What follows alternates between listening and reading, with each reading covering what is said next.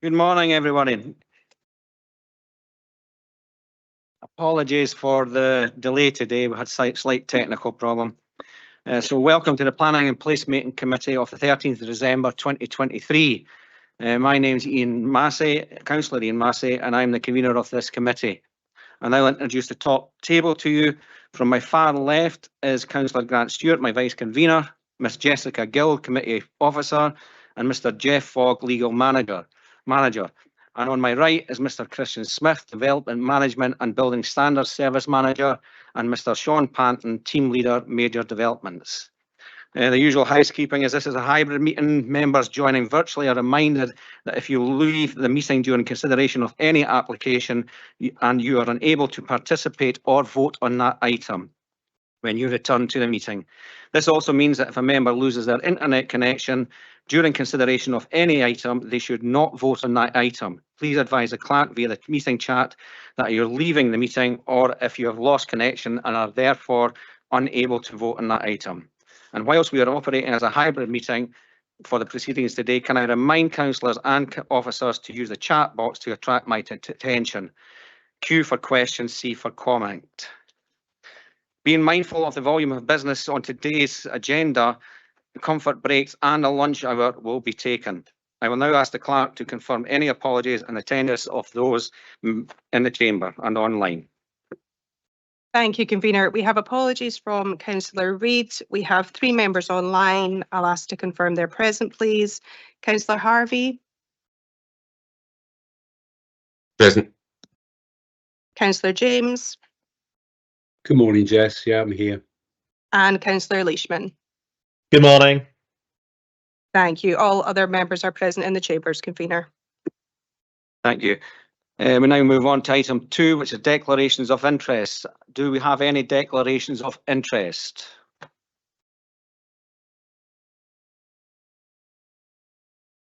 None. Thank you. Item 3, the minute of the meeting of the Planning and Placemaking Committee of the 15th of November 23. Can we agree the content of the minute? Great. Thank you. Right, I have in front of me a statement on one of the items. So I wish to inform the members that a late submission has been received from agents acting on behalf of an objector for item 524 for the erection of a dwelling house at Lochte. As officers have not had time to consider the issues raised, this item is being withdrawn from today's agenda and will be brought back to the later meeting, hopefully in January.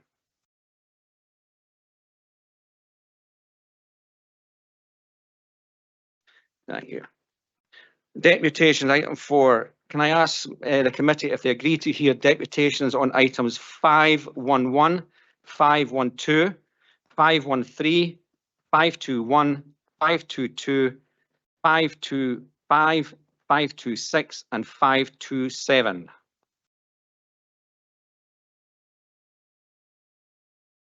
Yes.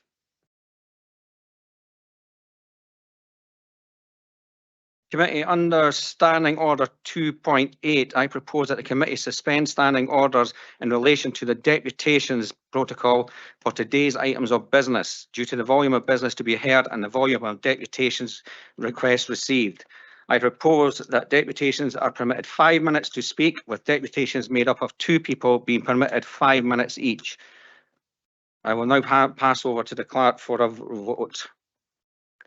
Thank you, convener. Members, in line with Standing Order 2.8, we will move to a roll call vote requiring 2/3 of members present to agree in order for Councillor Massey's motion to carry. We have 12 members present and therefore 8 members are required to agree. Members, when I call your name, please let me know if you agree or disagree. Councillor Allen? Agree. Councillor Braun? Agree. Councillor Cuthbert? Agreed. Councillor Harvey? Agree. Councillor Illingworth? Agree. Councillor James? Agree. Councillor Leishman? Agree. Councillor Massey? Agree. Bailey McLaren? Agree. Councillor Stewart? Agree. Councillor Waters Agree. and Bailey Williamson. Agreed. Thank you. All members are in agreement and therefore the motion will carry. Thank you. Item 5, applications for determination 511. This is the first application, major application. It's erection of 210 dwelling houses, formation of landscaping, SUDs and associated works, approval of matters specified in conditions of 16.02.127 IPM, Phase 2A, Scone North, Scone. And to introduce the report is Mr. Panton. Thank you. Thank you, Convener. Good morning, councillors. As stated, the first item on the agenda today is for the erection of 210 dwelling houses at Scone North. The site forms part of H29 housing allocation in the local development plan and also benefits from planning permission in principle. The application is before members today as an approval of matters associated with the in principle permission. Whilst there was considerable opposition to the in principle application, members should be aware that only 12 public objections were received to the application that is before you today. I will now take members through a short presentation to detail the proposals further. Next slide, please. Here you can see the location of the proposals, with the application site extending to approximately 11.9 hectares. As the name would suggest, the site is to the north of Scone. The site at present is agricultural fields and is bound to the south by the residential properties of Scone Village itself, to the east by further agricultural fields, which also form part of the H29 allocation, and to the north and west by woodland. Members' attention is also drawn towards the Crosstay Link Road, which is to the top right of the image. This section of the CTLR is now nearing completion. Next slide, please.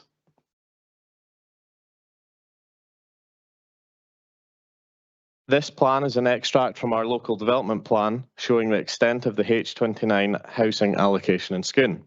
The entirety of the proposal before you today is contained within this allocation. The CTLR is shown as the pink line which bisects the allocation. Next slide, please.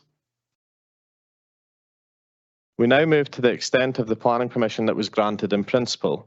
Again, members are reminded that the application before you today is an approval of matters of that previously granted application. The plan before you shows the phasing plan that was agreed. The yellow area shows phase 1, which is now largely nearing completion, and the orange area shows phase 2. The application before you today forms part of the phase 2 designation, forming phase 2A only. Phase 3 is shown in green and phase 4 is shown in blue. Phases 3 and 4 are not under consideration today, and this map is purely to show members the extent of the planning permission in principle that has already been approved. Next slide, please. Here we have the proposed site plan under consideration today. The arrangements proposed are generally consistent with the master plan agreed and respects the existing constraints of the site.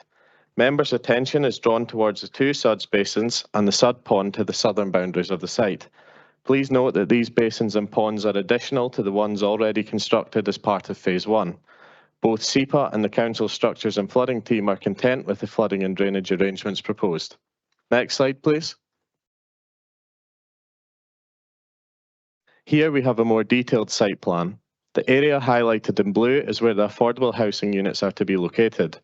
Of the 210 residential units proposed, 153 of these will be for private sale and 64 are affordable units. The affordable units equate to approximately 30.5% of the housing proposed. This is an over-provision of 12 units in terms of the Council's guidance. This over-provision has been included to compensate for the levels of housing provided in phase 1. Therefore, the affordable housing provided here is in full accordance with the Council's affordable housing requirements, and the location of the affordable housing within the development is consistent with the overall approved master plan. Next slide, please.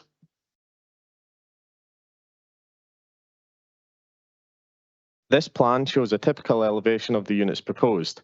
As detailed within paragraphs 6 and 7 of the report before you, there is a substantial mix of properties proposed, including 1, 2, 3, 4 and 5 bedroomed units, being either bungalows or 2-storey units. All units will be finished in either a smooth white or pale render with a 5-stone base course and either grey or brown roof tiles. This is consistent to the existing phase 1 development. I will now take members through a series of recent photographs taken on my site visit in November 2023. First photograph, please. This first photograph shows part of the completed Phase 1 development at the entrance to the site, known as Austin Way. Here you can make out the high quality development that has already been undertaken. Next image, please.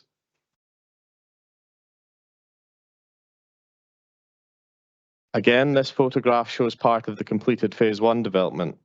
From the previous image, you can tell the variety of housing mix present in the development. Phase 2A before you today has a similar high quality housing mix which is welcomed. Next image, please. This junction is where one of the accesses to Phase 2A will be obtained from. This will be the primary access to Phase 2A until the later phases are completed. Next image, please.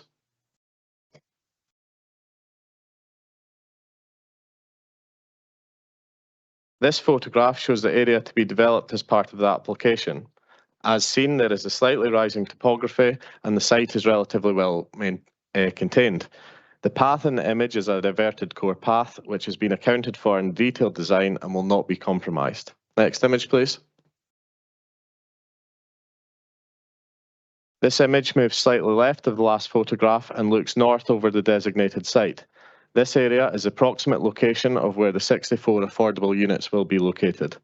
Next image, please. We now move in a more eastern direction, looking back towards the west. A substantial amount of Phase 2A is contained within this photograph. You can make out the construction compound to the left of the image and also the completed housing as part of Phase 1 beyond that. Next image, please. This penultimate photograph now moves to the east of the application site, looking back in a southern direction towards existing residential properties at Spout Wells and Highfield Road. Next image, please. This final photograph shows an existing footpath entrance to the southeast corner of the site. This access is to be enhanced as part of the landscaping proposals. Next slide, please. Thank you, Convener. That now concludes my presentation. I will leave members with the proposed site plan for reference. Thank you, Mr. Planton. We do have deputations on this item, so I'll now hand over to the Vice Convener for the deputations procedures. Thank you. Thank you, Convener. Can I please call Councillor Anderson?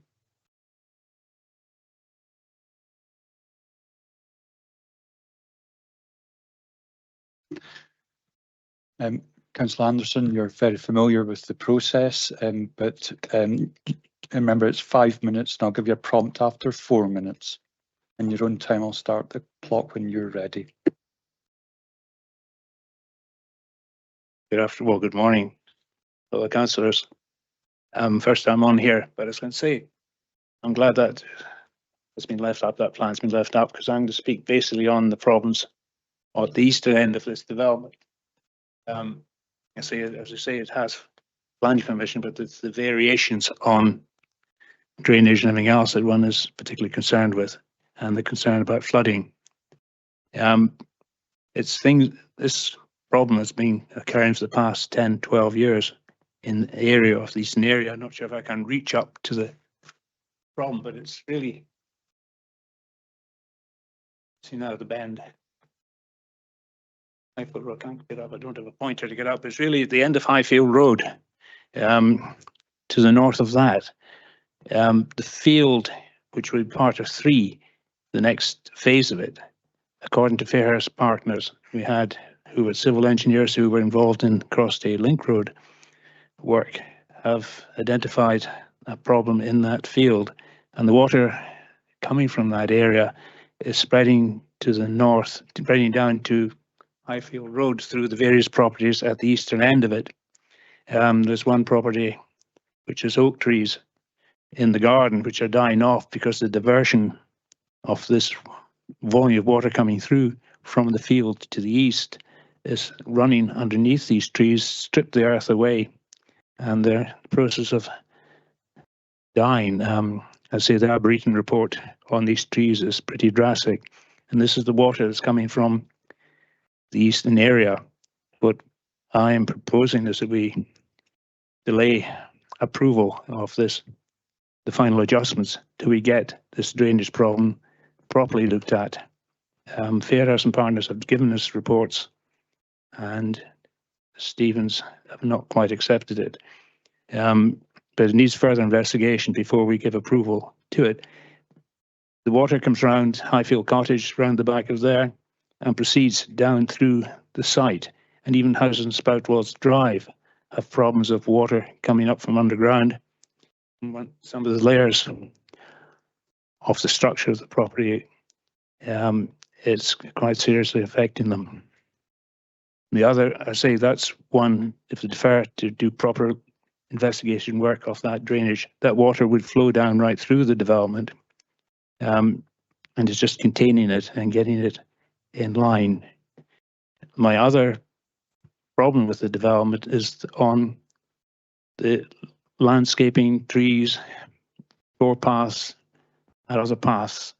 I've asked since March of this year if I could have a full plan showing what's been agreed on paths and everything else. I'm still awaiting that from the planning department. We don't want to get involved in a Bertha Park mix-up when the approval was issued before they'd agreed any paths which were part of the planning permission that was issued that had to be agreed. So I'd like to get these paths visible to committee councillors as well. They wish to see what is on the site and what plans for walkways, guideways, to go move forward before this is approved, just to get it right. But that's the 2 points: the flooding at a particular area of the site and getting plans of the footpaths, everything else that's agreed on the site, green space, everything else. That's what I would like to see. The application delayed, decision on the application delayed, maybe 3-4 months, allowed investigation work to take place. I'll leave it at that. Any questions people might have? Thank you, Councillor Anderson. We have a question already. Councillor Braun. Thanks, Vice Convener, and good morning, Councillor. Unusual to see you on that side of the fence for a change, but on the question of flooding, is this a new thing that's happened? I mean, is it because of the change in the weather patterns that we're seeing, or has it been a long? I mean, obviously the field wasn't built on, didn't build on. Are we seeing this problem because of the extended rain seasons that we're having now, or is it something that's been long-standing for years? It's a long-term problem.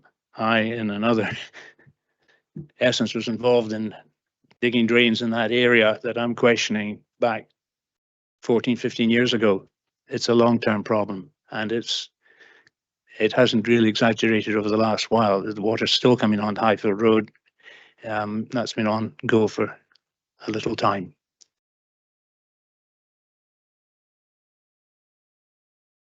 Councillor James. Thanks very much, Vice Convener. Good morning, Councillor Anderson. Nice to see you there. My question is like on the same veins as Bob's, really. The flooding issue. I was looking at page 21 of our papers, paragraph 95, where we can condition for detailed drainage design for this, which might alleviate that problem. Would you be happy with that? Thank you. I'd like to see the full extent of that drainage proposals first before I would not give way. I'd like to see, that's why I'm asking deferment, just have a proper look at the problem.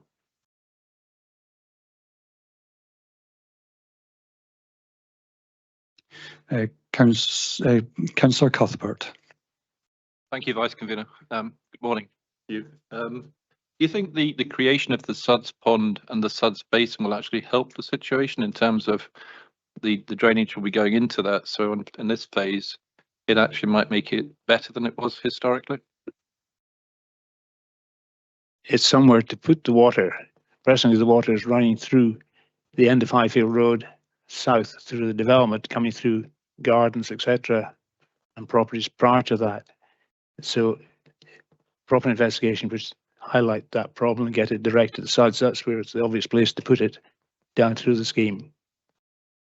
But I say at this stage, it's not determined where that water is flowing from, and we know where it's going, not in the right place.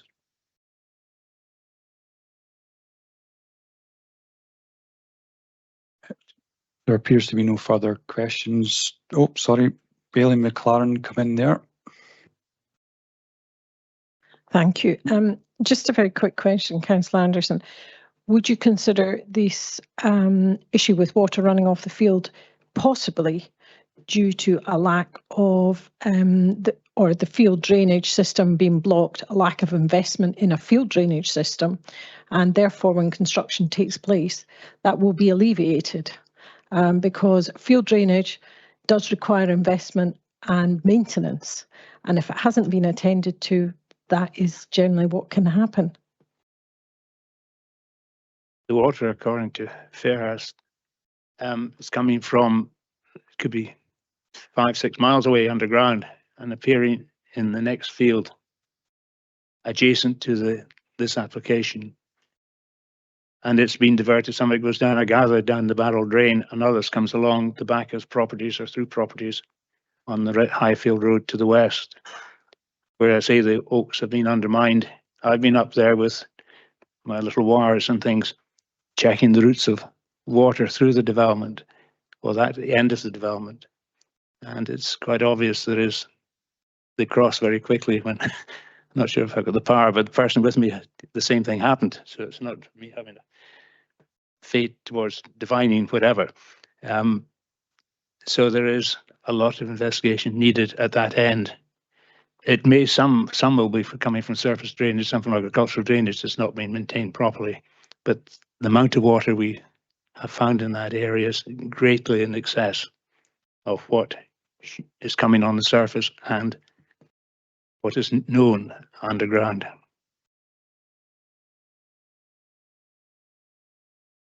There appears to be no further questions. Councillor Anderson, you're free to go. Thank you. Could I please call on Ms Martin of the Schoonan District Community Council? Ms Martin, it's the same procedure. You've got 5 minutes for your deputation. Whenever you're ready, I'll start the clock and I'll give you a prompt after 4 minutes. First of all, can you hear me? Okay. We are requesting that councillors defer their decision to approve Phase 2A of the H29 development north of Scone. We appreciate that this housing development has been agreed in principle and that Perth and Kinross Council has an obligatory quota for providing new homes. However, it is now universally recognised that there is a climate emergency. For Scotland, this will lead to more frequent and heavier rainfall and increased flooding events. This will have considerable financial implications for every council in Scotland. Scone is vulnerable to flooding. We are concerned that development of this site may increase the flooding risk in Scone. Both the Crosstail Link Road project and H29 housing development in North Scone incorporate sustainable urban drainage systems, that's SUDS, as surface water management mechanisms. Therefore, it is imperative that these are effective to avoid further flood risk to Scone residents. We question whether this is possible, given that the Crosstail Link Road and the H29 housing development have been separately designed and implemented. A research study printed in the Blue-Green Systems Journal in July 2021 identified numerous technical and socio-institutional causes for the failure of SUDS. Some of these are particularly relevant for the North Scone development. Specifically, the researchers found that a key reason for SUDS failure was poor inter-actor communication. We are concerned that the Crosstail Link Road and H29 SUDS have not been coordinated to enable an optimal flood defence function for Scone. The Crosstail Link Road has a large SUDS pond situated alongside the Highfield Core Path. The outflow runs through the area of land designated for phases 1 and 2 of H29 and discharges into the Crammock Burn. The planning applications for phase 2 show an extensive SUDS also designed to discharge into the Crammock Burn. During the heavy rainfall on the 8th of October, the large capacity SUDS pond beside Highfield Core Path was filled up in a day. Consequently, we would like to know if the ceramic burn has the capacity to carry the suds discharge from both the CTLR and H29 systems, especially during periods of heavy rainfall. Also, phase 2A is situated on land which for generations has been known as spout wells. As the name reflects, the area is crossed by a network of underground springs. This is important because a high groundwater table has been identified as another main cause of failure in SUDS systems. The topography of Scone means that the village is vulnerable to flooding. On the 15th of December, Scone and District Community Council have arranged a flooding meeting in the Robert Douglas Memorial Institute. This is for residents of Scone, their MSPs and Perth and Kinross council officers to discuss the multiple flooding events this winter at various locations in the village. These include Burnside, Angus Road, Stormont Road, Highfield Road and Spoutwells Drive. The extensiveness of the flooding suggests that the existing drainage system within the village requires remedial work, including to the barrel drain and Anity burn. The flooding at Spoutwells Drive is at properties adjoining the H29 Phase 1B development site. Previously, these properties had not experienced flooding. This suggests there are deficiencies in the drainage infrastructure on this development site. Specifically, could the SUD system there require remedial works too? Research findings have indicated that when SUD's appropriate building designs and materials are changed during construction phases, the alterations may impede correct working the collection mechanisms of the associated SUD system. 1 minute. Given that our planning system enables developers to make changes to the initial agreed plans, it is possible that SUD systems may be unintentionally detrimentally affected by later development-led changes. Could this have happened at the Phase 1B development site? If so, could this be repeated during the construction of Phase 2A? We think this requires further investigation. In conclusion, we would like council to defer their decision to approve Phase 2A of H29 until they have sought clarification on the issues we have raised. Planning designs and decisions must be flexible and responsive to new knowledge and changing circumstances in this area of climate emergency. Caution now may prevent expensive future consequences for the council and distressing effects for the residents of Scone. We hope councillors consider it prudent to request further investigations before making their decision on this planning application. Thank you for making time to listen and consider this petition. Thank you, Ms Martin. That was perfect timing. Are you willing to take questions from members?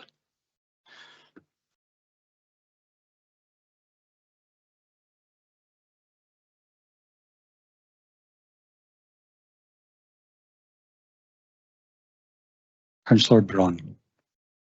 Thank you for your deputation this morning. Just a quick point, which is following on from Councillor McLaren's question to Councillor Anderson. The works that the groundworks that we've done on the site, obviously preparing, will that not improve the drainage from the site because that work is being done? That working now? Yeah. Well, I think the issue is that has there been coordination between the SUDs, because it's all very well putting SUDs systems in, but have these two been coordinated? They're both huge projects.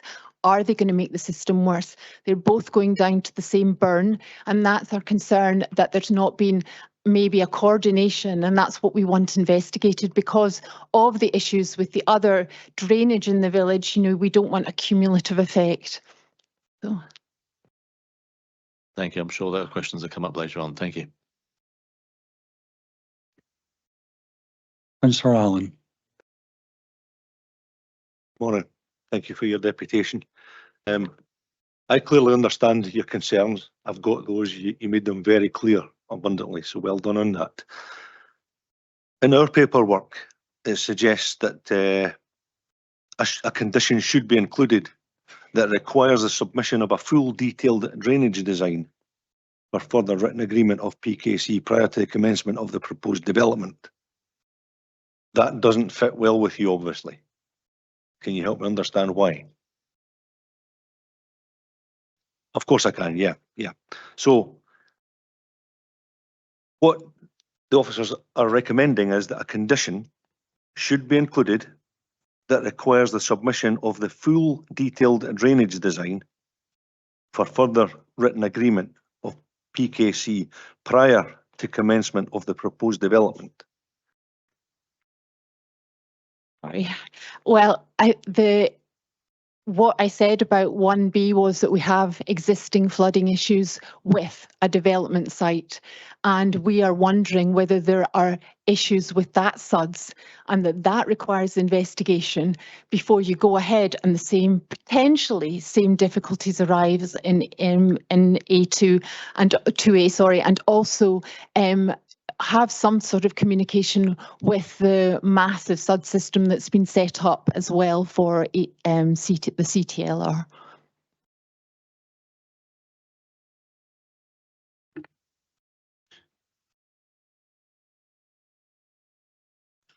Ms. Martin, there appears to be no further questions for you to go. Could I call on Mr. Stephen, applicant? Mr. Stephen, you're familiar with the process, but today you've got 5 minutes rather than usual 10. I'll start the clock when you're ready to start your presentation.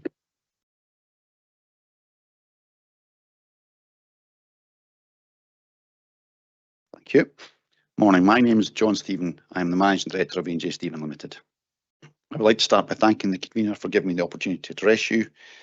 I will do my best to keep this brief given the full agenda, so if there's anything that needs clarified once I finish, please feel free to ask.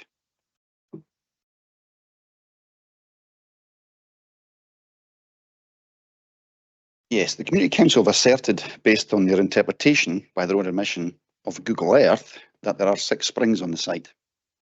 This conclusion is not correct and is based on a misunderstanding of how Google mapping works when it is zoomed in and out. There is only 1 spring. SEPA have considered the groundwater from this spring prior to concluding they had no objection. This spring is an open space adjacent to the watercourse and not underneath a SUDS pond, as has been suggested by the Community Council in their written submission. In arriving at their conclusion, SEPA used actual groundwater monitoring data from boreholes on the site. They didn't use Google. Our proposal is for a wide range of house types, from 2-bed bungalows to large 5-bedroom homes, and will also provide 64 much-needed affordable homes. Construction of the last house on the previous phase has now started, so to allow continuity of construction on site, this consent is much needed. The affordable housing has been identified on one of the plans that was shown earlier. Bear in mind that that location is the first phase of affordable housing in the development, and there'll be other clusters spread across the remaining master plan area. I'm now going to try and pick up on some of the points that were made both by Hugh and Linda Martin. Hugh made great play of the flooding that he asserts takes place on the site. The flooding he refers to is on the east of the site in phase 3, and it comes off that area into existing housing that is out with the site. So Hugh was slightly misleading to suggest there was flooding on that part of the site. There isn't. It comes off the land to the east. The Fairhurst report he referred to, I've not seen, but I imagine, well, I have seen a Fairhurst report that was prepared by one of the objectors for flooding in a garden out with the site, you know, not on the application site. So it's slightly misleading, or very misleading, what Hugh was suggesting there was flooding on the site. In his own words, he did say that the flooding was adjacent to the site. So phase 3, not phase 4, and it's coming off phase 3. It's not flooding in phase 3. This application is part of phase 2. Community Council, Linda Martin, sought confirmation that there was coordination between our SUDS design and the CTLR. I can confirm that that did happen. That was insisted upon by both PKC's flooding team and SEPA's hydrologists. So that did happen. There was reference to flooding within Scone itself and Barrel Drain. So a matter of record on the outline consent for this site that this development will actually address and help, not completely address because there's existing problems there, but will reduce the amount of water going into the Barrel Drain and therefore assist the flooding in the centre of the village. Again, out with the site, but with the development taking place, it will improve the situation, not make it worse. And that's a matter of record as part of the plan permission principle.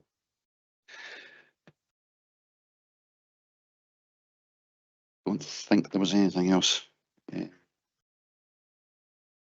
No, the Community Council also made reference about, in their written objections, about density on the site. This application, if you choose to approve it today, will have the lowest density of any planning application, major residential planning application this committee has ever granted, well, since it was formed in May last year. Don't think of anything else, so I'm happy to take questions.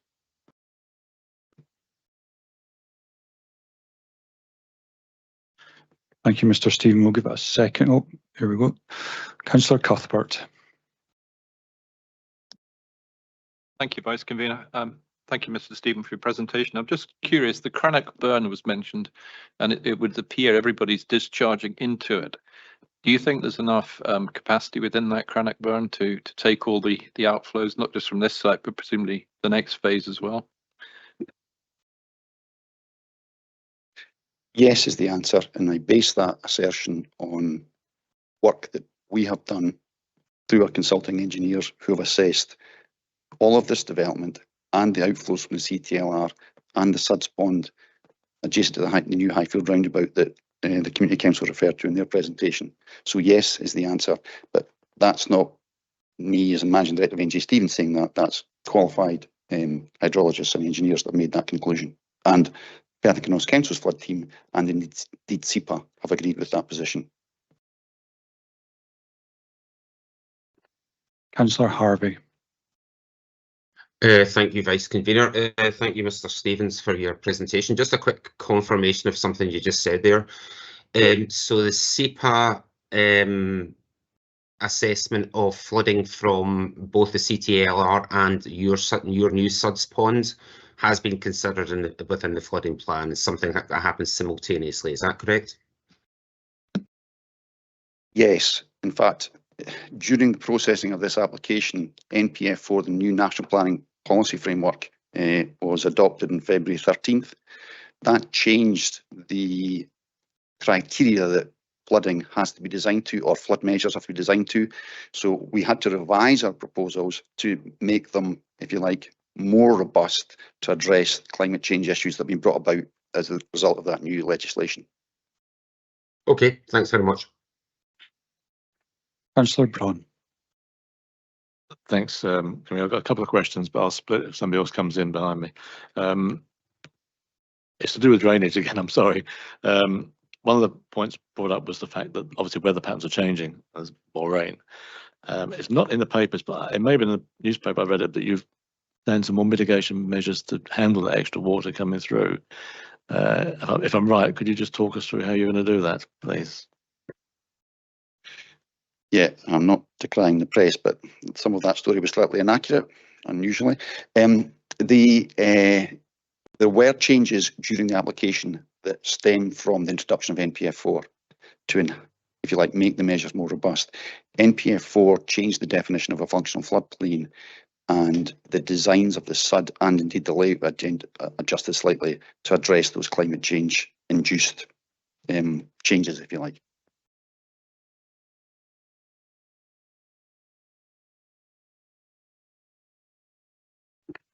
Councillor Waters. Thank you, Vice Convener. Just in relation to your comments about Councillor Anderson and where the flooding was, you said was on more on phase 3, which you're acknowledging there probably is some issues that need to be dealt with there. Is there any potentially trying to do something to protect the houses? I realise it's outside the red boundary, but is there something you can do within there to try and protect the houses that are on Highfield Road that are obviously getting affected with runoff from what will be your phase 3 development? Thank you. Well, sorry for any confusion. There's no flooding on phase 3. There's flooding below phase 3. It's an agricultural field. So sorry if I said that, but in answer to your question, is there anything we can do? When a residential development happens, approximately 40 to 50% of the land area has hard standing on it. And by that, I mean a roof area, driveway, a road. That water is collected in the surface water drainage system and moved in a controlled way to the Crannock burn via attenuation that's provided by the Suds ponds. So by the mere fact that the development happens, that reduces the flood risk for adjacent properties because it's collecting in a way that wasn't collected before. And that reminds me as well, there was a point made by the Community Council in their presentation that they said there was flooding from phase 1. There had been surface water runoff in the early part of phase 1B during significant rainfall events during a construction stage. Indeed, I had a meeting with John Swinney about it and the Community Council. But since that time, there's been no more flood events. The rainfall event, the 7th, 8th of October, the area that there was a flood on the adjoining properties didn't happen again because the work in that area was complete. The drainage system was working, which illustrates the point that after the development is complete, it actually improves the situation rather than makes it worse. And it's a common misconception that objectors often have. Convener, can I have a wee supplementary, please? Or Vice Convener, sorry. Just when you're looking at the drainage plans for you know all the phases through 1 to 4, do you look at it as a whole to design the drainage system, or are you looking at it more piecemeal as you develop each of these individual stages and part stages? The answer is yes and no. Yes, it's looked at as the whole, so that the flow volumes from phases 3 and 4 that will come down through the development, they are calculated and approved by both SEPA and the Council's flood team. The detailed design, i.e. the size of the pipes within phase 2 are designed, but we don't design the size of the pipes that will go into phase 3 yet, because we don't know where they're going, what the gradients will be, anything like that. So yes, the flow rates are taken into account for the sizing of the pipes and the drainage network within phase 2, but the detailed design of the pipe network within phase 3 doesn't happen. But the flow rates from that are taken into account in phases below that. Thank you. Councillor Braun, can we get your second question? Thanks for asking me that. Completely different question this time. On the photographs on phase 1, many of the houses had solar panels on. Is that something you fit as a standard, or is that just people ask for those specifically as they were built? All the houses on phase 1 have solar panels. The answer to your question is that it depends on phase 2. Building standards are changing all the time and becoming more and more onerous. And it may be that through a fabric first approach, which is putting more insulation in, if you like, and the adoption of air source heat pumps, because gas boilers are being banned, that may mean the solar panels may not be required. But at the moment, all houses have solar panels, and that may well continue, but that is largely driven by the building standards, but which are getting tighter all the time. Councillor Cuthbert. Thank you, Vice Convener. Yeah, mine's on a totally different subject. It's the houses, plots 208 to 219. Those are the ones in the bottom eastern corner. I'm just wondering, are you actually going to be, yes, are you going to be planting a hedge or anything at the bottom of that to avoid any sort of overlooking of the properties that are in existence already?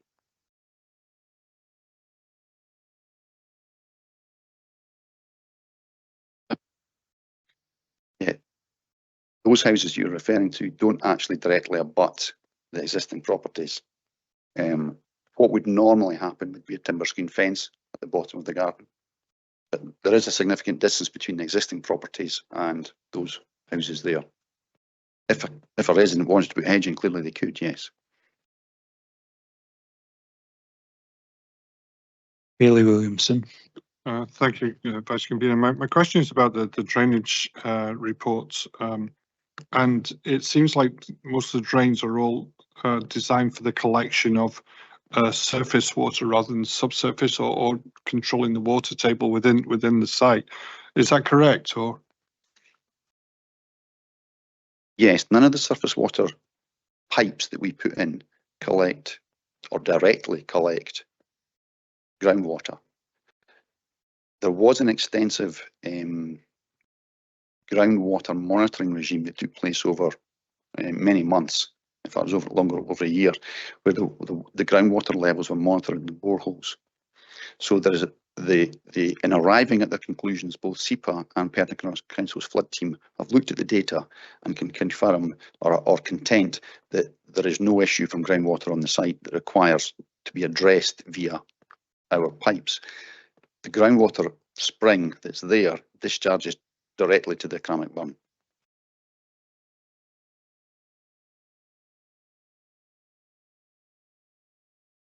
Mr. Stephen, there appears to be no further questions. You're free to go. There's no further deputations. Conveners, I'll hand back to you.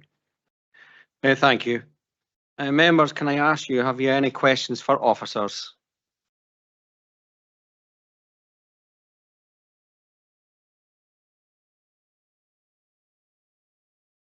Councillor Cuthbert. Thank you, Convener. It's just the same question I asked Mr. Stevens. Does the Crannock burn have capacity to take all the runoff from all these developments, including the CTLR? Because that seems to be a principal concern. Mr. Stewart, could you take that one? Yeah, no problem. Yeah, so in terms of the drainage design, what the developer will do, or their consultants working on behalf of them, will look at the catchment area that drains from their site to particular areas and obviously size their suds ponds based on that. And then the suds pond stores the water and then discharges it at a controlled rate to the burn, which that catchment area already drained to that part of the burn before. So really there is no net increase or decrease. It's generally neutral in terms of discharge to the local watercourses. In some particular situations, you may have a site that's developed slightly differently, which puts more water in one location, towards a different watercourse that may have drained to another watercourse. And in those aspects, you would try and reduce the discharge rate so that it's not increasing flood risk. So yeah, we're content with the drainage proposals. Thank you. Yeah, go on then. So I just wanted to check that that included the 200-year events, just because of the global climate change. Yeah, the drainage systems are now designed to the 1 in 200 plus climate change, which I think is 39% for this location. So basically the flow is increased by 39%. Thank you. Councillor Harvey. Sorry, I'm just withdrawing my question. Councillor Cuthbert already asked about it, but thanks. Thank you. Councillor Allen. Thank you, Convener. A number of the representations today were quite concerned about flooding, and I made comment about section 95 of our paper and the fact that it suggests that a condition should be included. Can you just help me understand how that would work? Thank you.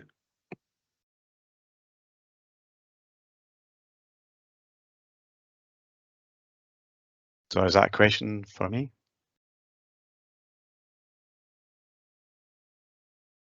I think what you're asking is how would the condition work? Well, what would happen is detailed designs for the drainage would be submitted and they would be assessed, including the council's flood team and, if necessary, consultation with SEPA on the details submitted to ensure that it meets the relevant standards. Yeah, what I'm trying to get to is there have been a number of representations today and a couple of them were talking about deferral of this application. My understanding is that section 95 and the fact that we're going to put a condition in there would cover that. Am I correct? Yes, but we're satisfied with the principles of what's being proposed and the information provided already. What the condition is looking for is just the exact detail that would clarify the detail in relation to that, and that would be assessed in more detail by the relevant officers and SEPA if necessary. Councillor Braun. Thanks, Convener. Back to drainage and flooding again, I'm sorry. There was mention made in the deputation from the Community Council about the interactive link between the SUDs of CTLR and the SUDs which we have here. And Mr. Stephen, I think I understand, said that it had been discussed originally when this was put together, which was a while ago. So my question is, have we updated that? Mr. Stephen didn't mention it, and I apologise if he did, but I didn't hear him say anything. That we've updated that link between the two studs, and are they sufficient for the weather patterns we're seeing today? That's my question, I think. Yes, Councillor Braun, I draw your attention to paragraph 90 in the first instance. So for this application, we have received a detailed flood risk assessment, including an addendum, a drainage strategy report and a groundwater report. So we have had quite a lot with regards to drainage and flooding. All of that information has gone to both SEPA and the Council's flood team, and SEPA and the flood team both checked that this is compatible with the Crosstail Link Road and other neighbouring developments. So yes, we have fully assessed everything, and the condition that is recommended to be added will just secure that final detailing. Thank you. Any more questions?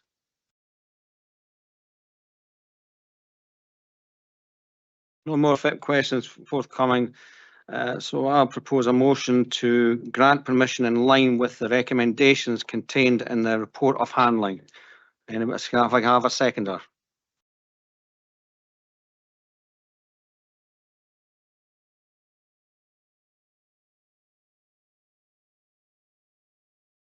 Councillor Illingworth. I'm happy to second, convener. Thank you. Therefore, permission is granted. Thank you. Unless there's an amendment. Forgot that one.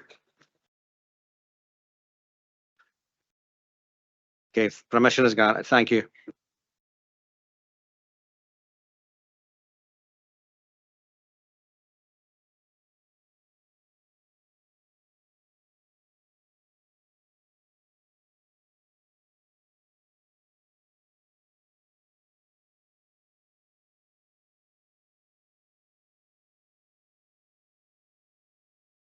Yeah.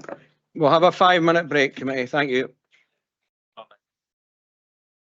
Okay, thank you.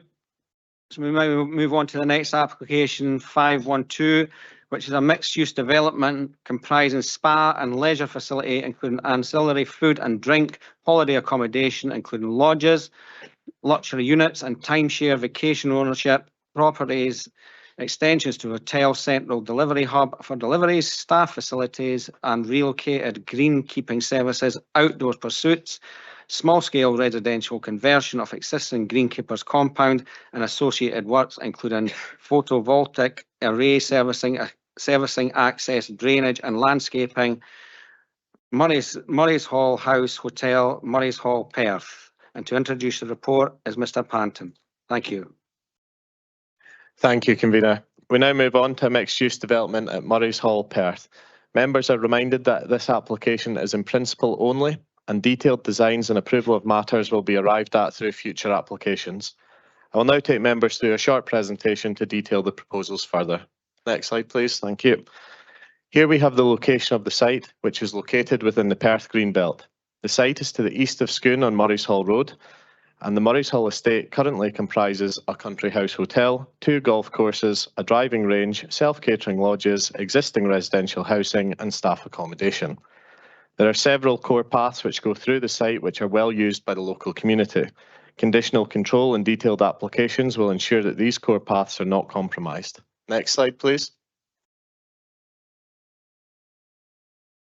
We now have an indicative site plan. I appreciate for those online and in the chamber that this may be difficult to see, so I will talk members through it.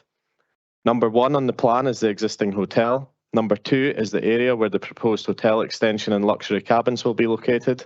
Number 3 is the existing hotel lodges. 4 is the proposed delivery hub. 5 is the recently approved golf driving range. 6 is the proposed spa facilities. 7 and 8 are the proposed self-catering lodges. 9 is new landscaping, 10 and 15 are existing housing groupings, 11 is relocated luxury cabins, and 12 is outdoor pursuits, 13 is a redeveloped building group, and finally, you'll be pleased to hear 14 is for a solar farm. I will now take members through a series of recent photographs of the key areas within the site taken on my site visit in November 2023. First photograph, please.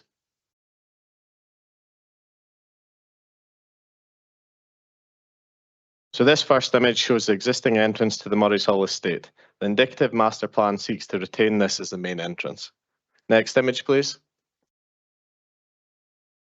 We now move up to the existing golf driving range.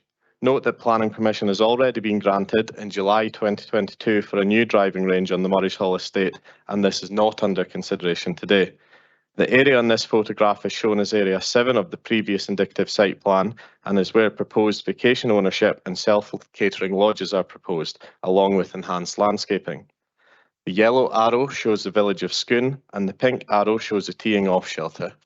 Next slide, please. The pink arrow in this image again shows the existing teeing off shelter for the golf driving range, but this time from the lower end of the range. This allows members to see Area 7 from another perspective. The blue arrow denotes an existing housing grouping that will be viewed more closely in the next photograph. Next image, please. Here we have a close-up shot of the housing that was mentioned on the last slide. Although on the Murray's Hall estate, this housing is not proposed to be altered through the proposed master plan. Next image, please. This now shows the approximate location of indicative areas 6 and 8, where it is proposed to have the proposed spa facilities and more self-catering lodges. The blue arrow shows the housing that was in the previous photograph, and the pink arrow shows the golf driving range that you have already seen. The main hotel building falls left of this image. Next slide, please. This photograph again is taken from where the spa facilities are proposed, but instead looks the opposite direction towards Scone, which is shown by the yellow arrow. The blue star is the approximate location of the already approved replacement golf driving range. Next slide, please. We now jump over to the other side of the estate. The green arrow shows the buildings that were shown as Area 13 and are proposed to be repurposed and redeveloped. The golf course surrounding these buildings in this location is not to be altered by the proposed plans. Next slide, please. This photograph now shows a close-up of the buildings shown in the last image. You can see that they are falling into a state of disrepair, and as such, the conversion of these buildings is welcomed. Next image, please. Again, we see a close-up of more of the buildings contained within Area 13. They are currently utilised for light storage of equipment required for the maintenance of the neighbouring golf course. Next slide, please. The pink star in this image shows Area 14, where the proposed solar array will go. This area is to the north of the existing golf course. Next slide, please. This final image looks towards the hotel itself, denoted by the yellow arrow. The red circle is the approximate location of Area 2, where the proposed hotel extension and luxury cabins are to be sited. Next image, please. Thank you, Convener. That now concludes my presentation. I will leave members with the indicative site plan for reference. Thank you, Mr. Panton. I'll now hand over to the Vice Convener for the deputations procedures. Thank you. Thank you, Convener. Can I call on Mr. Scott, who is representing the Murray Halls Residents Group? Mr. Scott, you've got 5 minutes for your deputation. I'll give you a prompt after 4 minutes, so you can sum up, give you a minute. And I'll start the clock when you start your presentation.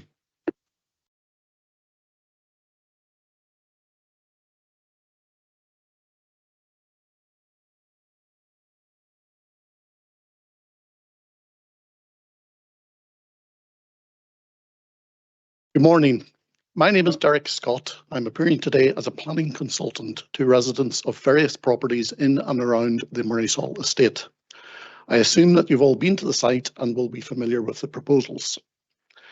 My clients have significant concerns about the visual impacts arising from this development. The committee report states that it will result in a modest change to the landscape. The master plan submitted includes proposals for the development of some 25 acres of land immediately to the front of houses on Balcraig Road, earmarked for 7-day accommodation units and a spa facility. An application for the erection of 12 houses on a much smaller site and on lower lying lands was refused and an appeal dismissed in 2012 on the grounds of adverse landscape impact. Since then, we have a green belt to protect the setting of Perth and towns such as Scone from such development.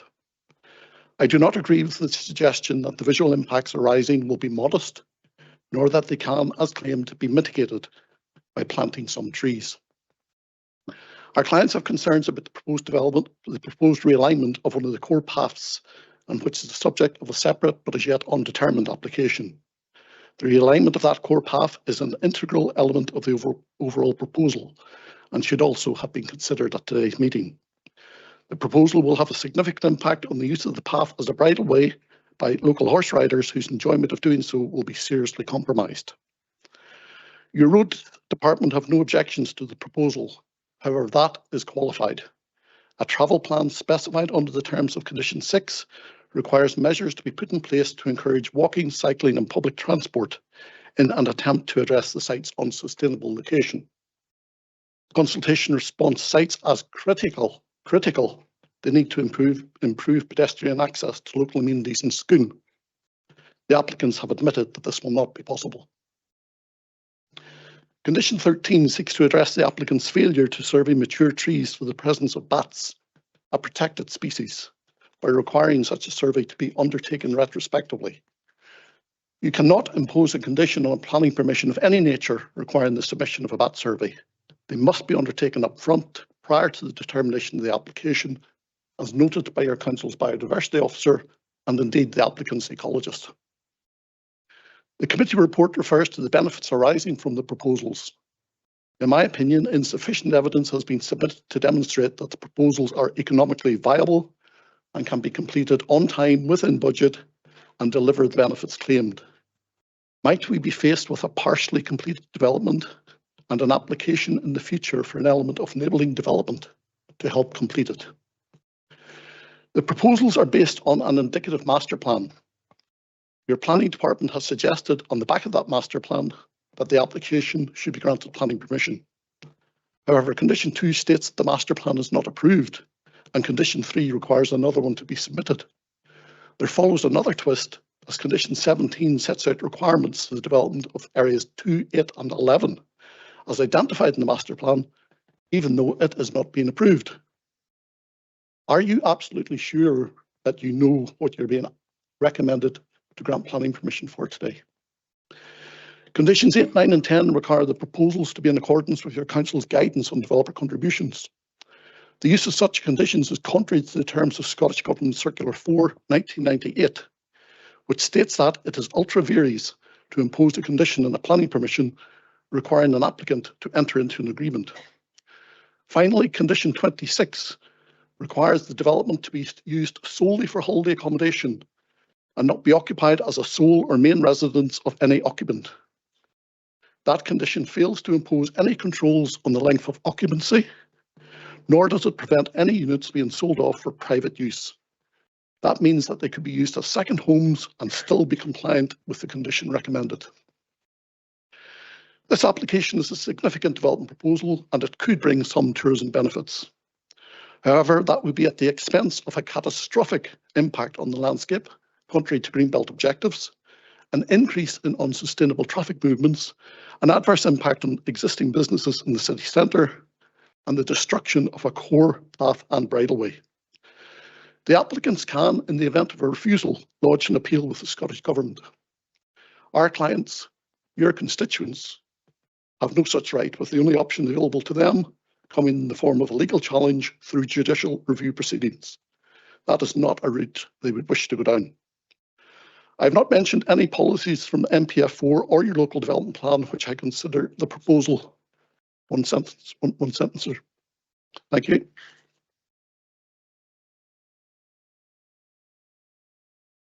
Are you willing to accept questions from members?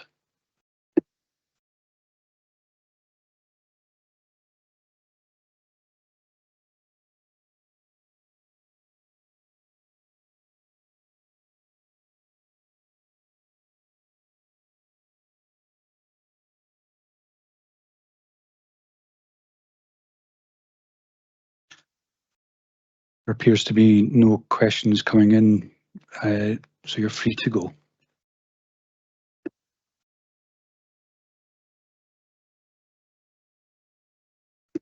Can I call on Mr. Butler and Ms. Cooper?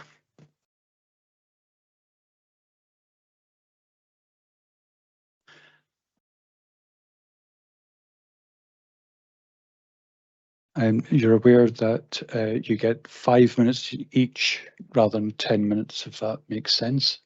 And whenever you're ready, I'll start the clock.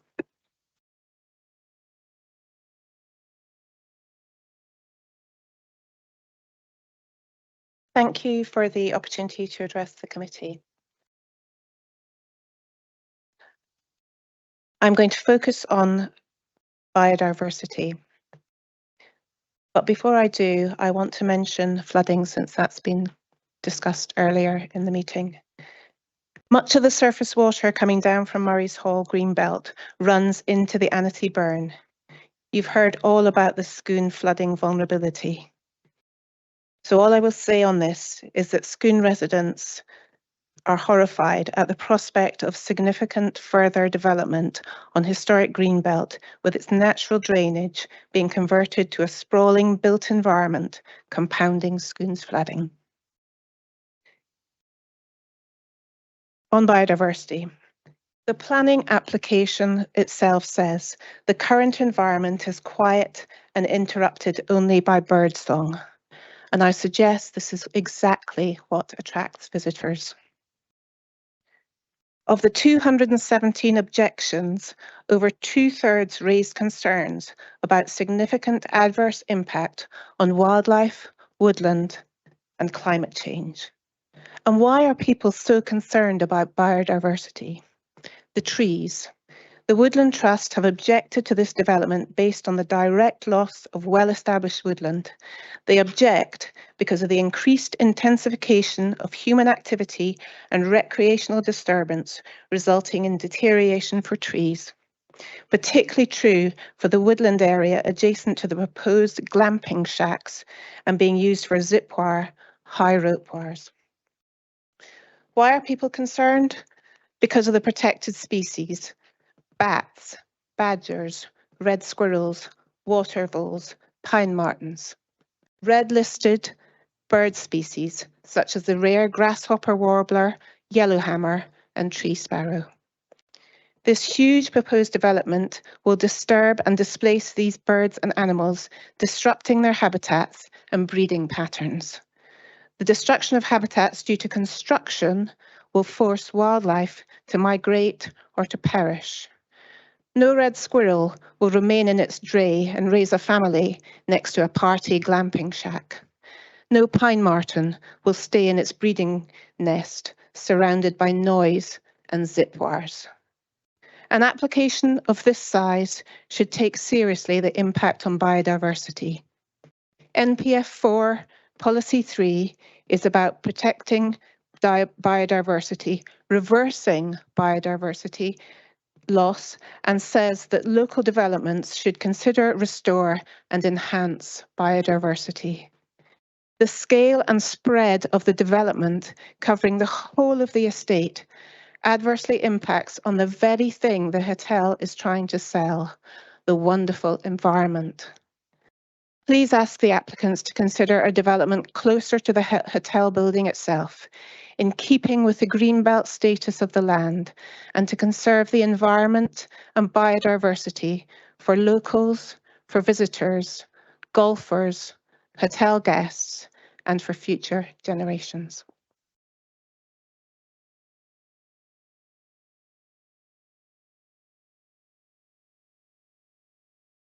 I'm Mark Butler. I'm a neighbour of Caroline's in Balcraig, in the Balcraig Road, which in the presentation at the start behind us was shown as being an integral part of the Murray's Hall estate. It isn't. It is privately owned. There are 11 houses there which will be significantly impacted right in the middle of what is proposed. That's number 10, right in the middle. So thank you for the opportunity to address you. I know it's a busy committee and I'll be as succinct as I possibly can. I know the time limits. But firstly, I want to emphasise very clearly to members the state and scale and depth of the objections. This is not just about formal objections of 200 plus, which is significant enough. There's widespread consternation at this being proposed in the way that it is. As the officer briefing states, There were formal objections raised by individuals, organisations, utility providers and statutory bodies. Deep-seated, complex, technical, environmental and infrastructure problems which the proposal does not address adequately. There'll be more on transport, particularly in a minute. We have not raised many of the technical issues which are in the separate briefing that we sent you as members on Monday. We hope you've taken note of that at least. But the conclusion of the objections is clear. The master plan is fundamentally a bad plan, which breaches the spirit and the detail of relevant planning requirements. These are material and well argued, these objections, but if approved, the plan would negatively affect thousands of people who enjoy what the area already offers, and those like ourselves who have already invested in the area. We own the properties, we live there, we have it at our heart. The hotel may imply that the objections are largely from NIMBYs who do not understand the bigger picture or the commercial benefits. This is simply not true. As local people, we absolutely want Murray's Hall to thrive. It's not something that we want to see done in this way. There are alternatives. There are more sympathetic ways of achieving some of those claimed benefits which are not substantially supported in the documentation you have in front of you. We believe a sustainable plan is achievable and could be achieved, and we would support it if that were the case. So the hotel may also argue that there is commercial benefit with a tempting level of inward investment and job creation, and that is enough to compromise relevant Greenbelt planning restrictions. I remind members, of course, that the Green Plan restrictions were agreed 6 years ago, just 6 years ago, for good reason, because it was protecting exactly what Caroline was saying, which is the Greenbelt essence, the integrity of that area. It is already part of what makes Perth special. It should be preserved. The hotel may argue that a spa facility of the size proposed is needed and is sustainable. Again, no credible evidence is offered, but the sheer scale of what is proposed would make this one of the largest spas in Scotland. Is Murray's Hall really the right location for that? There's no evidence that the level of demand, nor an option appraisal which makes the case for the size of the spa in that specific location on that land, which is the requirement in relation to the Green Belt. The inclusion of this significant timeshare development as a core part of the master plan is also worth highlighting. The proposal for 70 units of significant size would in fact create a new village on designated Greenbelt land. The original plans had this as permanent residential accommodation. At the last minute, it was flipped into being timeshare. That is a problem. I just want to finish with 2 comments, if I may. What does agreement in principle really mean? Is this an opportunity for a large swathe of land designated as Greenbelt to be removed and given to the hands of the developers to somehow develop through individual applications further on? That can't be right. The objections and the issues that were raised surely need to be addressed before then. So as a final comment, I would say we believe, a group of us, 200 of us formally, hundreds of us beyond, believe that a master plan is a good idea, but not this one. And we would happily work to build it. We did provide an alternative motion for you to consider, which I hope that you do. And certainly we would ask you to unequivocally reject this particular proposal. Thank you.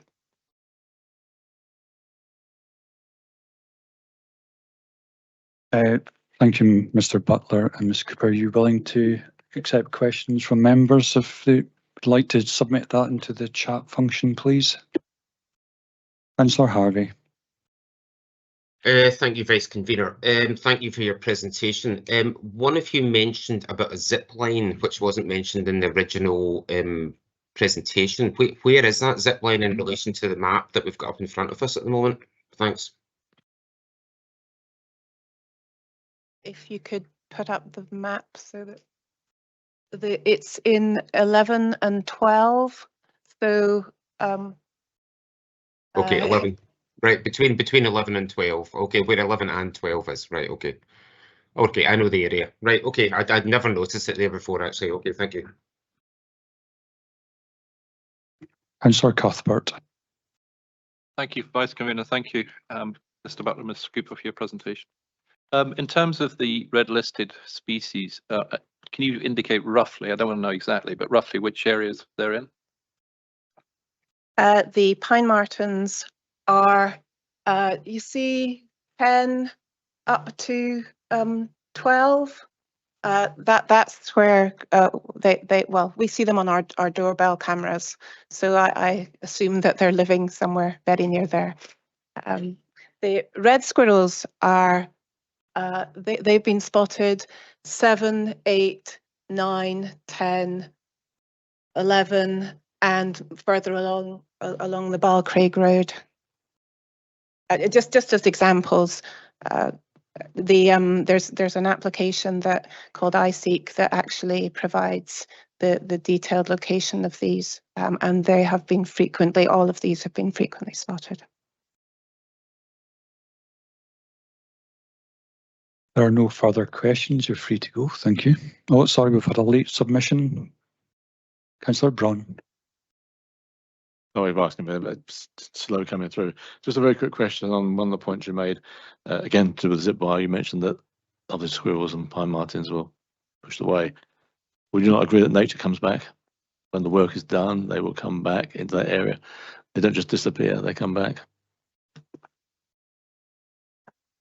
I think I made the point that a red squirrel isn't going to want to be building its dray or staying in its dray next to a glamping shack where there will be late night parties, and given a choice, they will try and find somewhere else.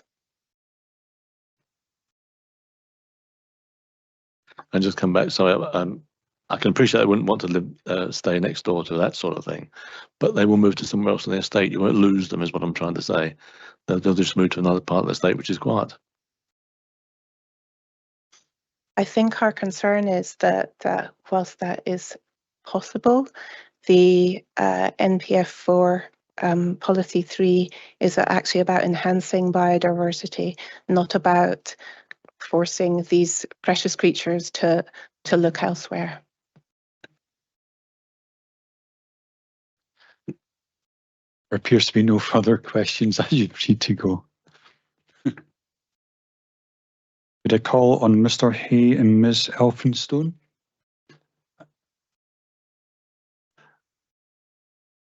Again, but you'll see, you know, the procedure. It'll be the same again, 5 minutes each, and I'll give you a prompt after 4. And it's fine.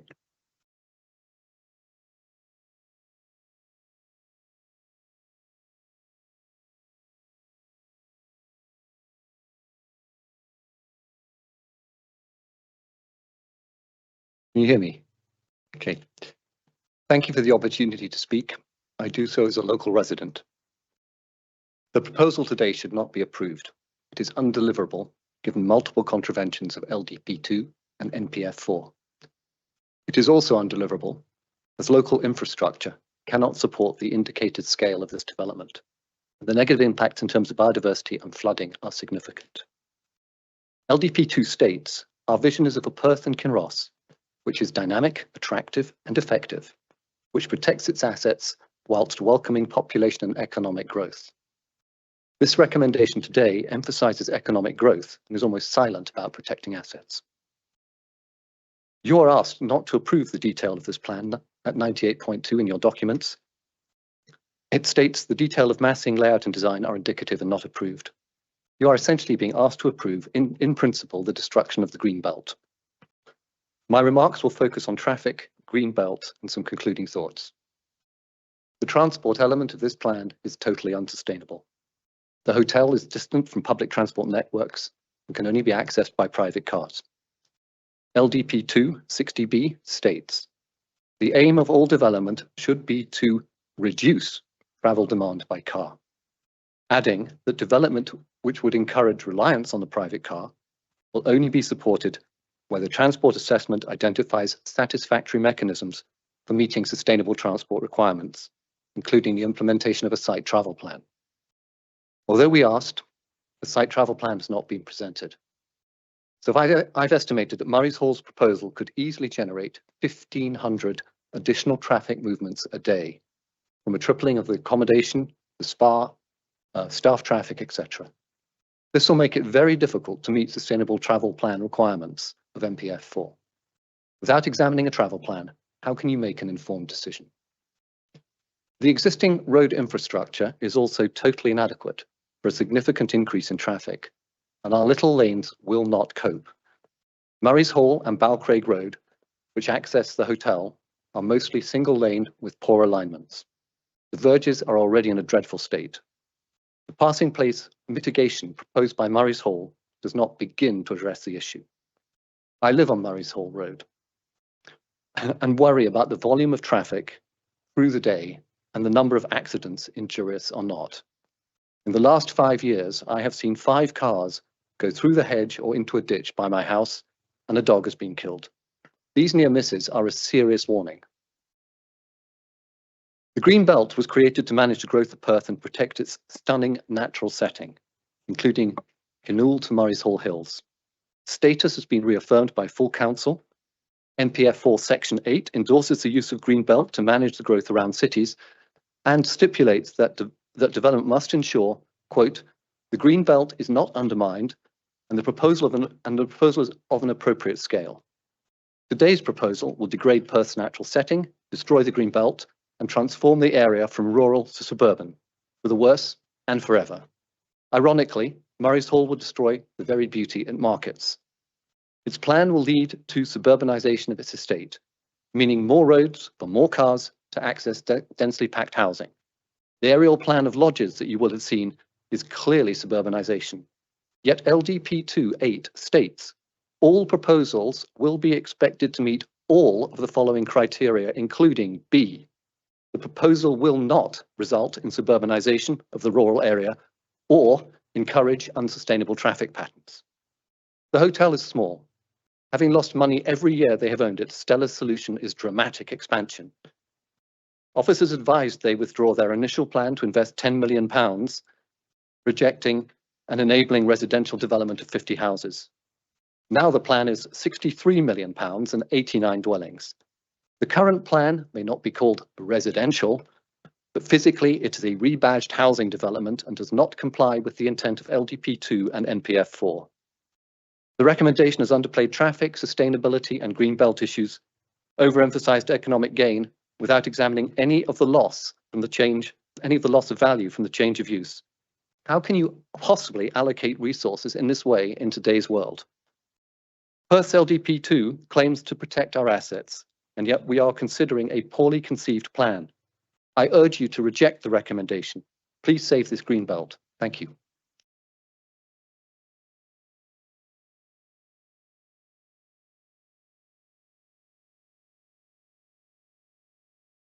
Morning, councillors. Can you hear me? I'm speaking as a local resident.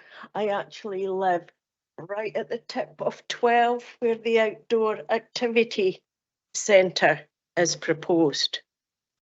I appreciate that the application is an outline only, but surely there are fundamental issues that need to be looked at and agreed before any sort of permission is given.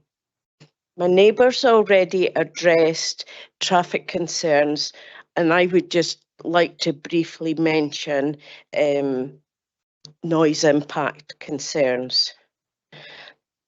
The planning application itself says that the current environment in the Murray's Hall estate is quite interrupted by birdsong.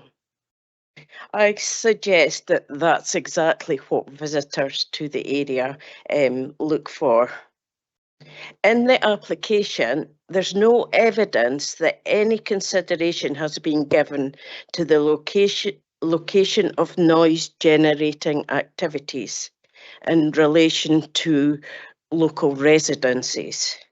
whether that's by the positioning of glamping pods. At 9 up the hill, it's a natural amphitheatre surrounding local houses, or whether it's locating a travel hub near other houses, or also by the positioning of the outdoor pursuits area. There is a code of practice on the reducing the impact of noise from clay pigeon shooting, which recommends that there be at least 1 kilometre from the activity and nearby residences. There's no indication that any of that has been considered. I've participated in the locals consultation scheme with the hotel, been to meetings. The first meeting I was told there would be no noise from outdoor activity pursuits like clay pigeon shooting because it was going to be laser shooting. The second meeting that I went to, I was told that that had been changed and it would now be live ammunition that has been used. So I hope you can appreciate the concerns about something being approved and outline when the goalposts seem to move so readily. Thank you.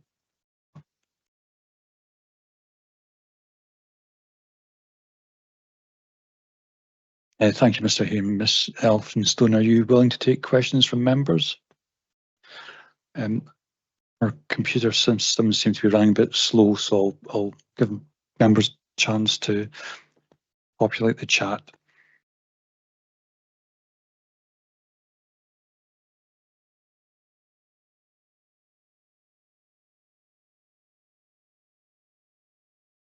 Councillor Harvey. Yeah, thank you, Vice Convener. Thanks for your presentations. Could you just, so the latter speaker, I didn't write down your name, just confirm where you're staying. Is it in the house on the far side of number 12 on the map in front of us? Is that correct? Yes, that's right. The house is called East Hill. It's just right on that corner. Okay, right. I know where you are. Okay, thank you very much. There appears to be no further questions. You're free to go. We must have been very convincing.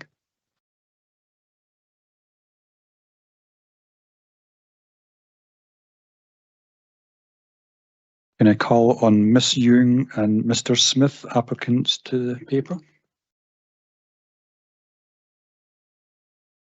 I'm sure you're aware of the procedure. Whenever you're ready, I'll start the clock and I'll give you a prompt after 4 minutes. Good morning, I'm Alison Ewing, Senior Planner at Turley in Scotland. We welcome the positive recommendation by the Head of Planning and the opportunity to address this committee. Whilst not wishing to repeat much of what has already been laid out, there are a number of matters we would like to address.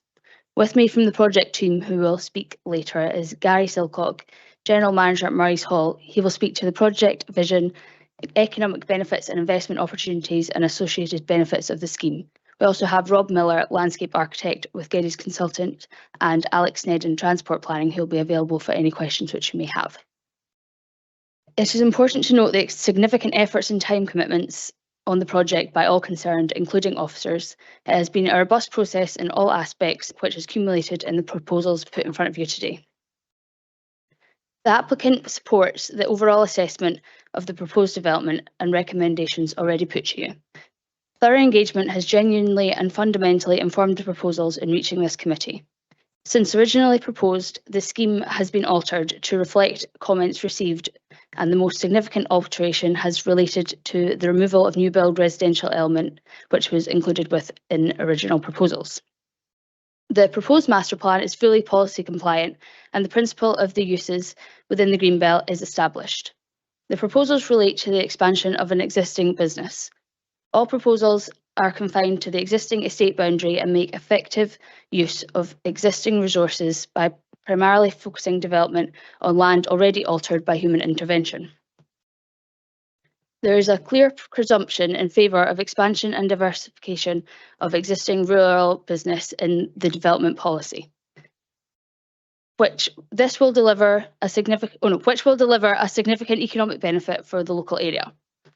The proposals are expected to generate around 107 additional full-time equivalent jobs for the local area in the long term. There will also be additional visitors attracted to the local area as a result of the development, who will then visit other local attractions and services in the wider area. The proposal has been sensitively designed within the existing topography and landscape framework of the estate. A substantial landscape buffer has been incorporated into the design, which will ensure the protected amenity of existing residents. The landscape and visual appraisal, which has been submitted alongside the application, demonstrates that there will be no significant landscape or visual impact from the proposals. Furthermore, appropriate modelling and assessment has been undertaken with regards to the impact of the development on the surrounding road network. Based on the modelling undertaken, it has been established that the development will not result in an unacceptable cumulative impact on the local transport network. It has been considered that only minor upgrades to the local road network will be required, including additional passing places and new signage. Further, there has been no objection to the proposals by the Transport and Development team. Detailed matters of access and parking requirements will be assessed at the point of the submission of detailed planning applications. It is important to reinstate that this application is for planning permission in principle only, and as such, there are a number of detailed policy requirements which will be addressed at detailed design stage. However, a comprehensive package of supporting assessments has been submitted in support of this application to demonstrate that there will be no significant negative impacts which will arise from the proposal. Matters of detailed design will follow at a later stage via subsequent applications. The LDP2 sets out a vision statement for the area and states that our vision is of a Perth and Kinross which is dynamic, attractive and effective, which protects its assets whilst welcoming population and economic growth. Gary, who will speak after me, will detail that the proposed development will provide significant investment to the local area in terms of job creation and increased visitor numbers to feed back into the local economy. Thank you for your time. I'm happy to answer any questions which you may have. Thank you. Could members?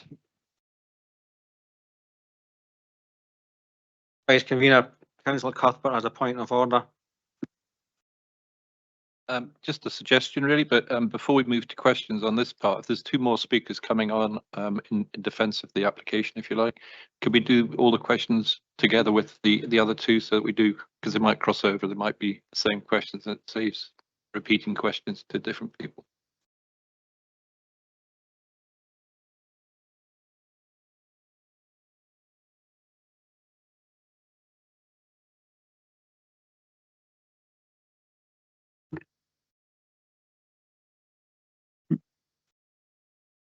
Are you satisfied, Councillor Cuthbert? Yeah, thank you.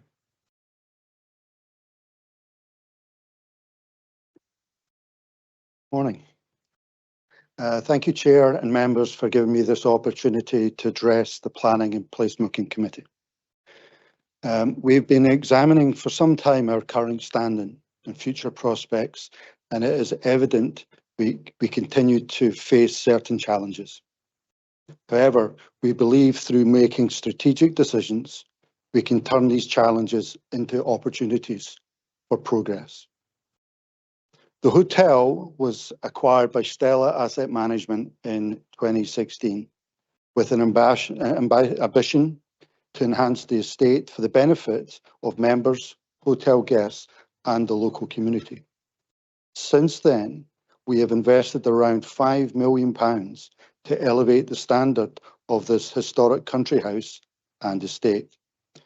This has included all internal areas, bedrooms, suites, and improvements to the golf course. Our seasonal nature, coupled with the limitations of 40 bedrooms, impacts our profitability over the 12-month period. This has been a long-standing concern, and in the post-COVID landscape has become even more pronounced.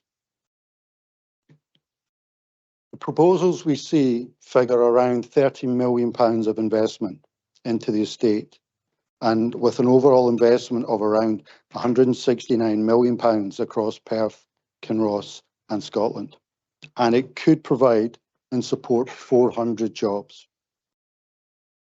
By enhancing our offer, we aim not only to extend the seasonality, but also to ensure a robust year-round operation. Increase profits during the summer months with a targeted focus on national and international guests. Central to this evolution is our leisure club and spa facilities, positioned not to benefit our guests and members, but also to contribute to an asset to be enjoyed by the local community. Expanding our bedroom inventory through Lodge's luxury unit emerges a swift and scalable solution, providing good return on investment. This expansion facilitates team growth, provides better service crucial for advancement of the estate and contributing significantly on enhancing local employment.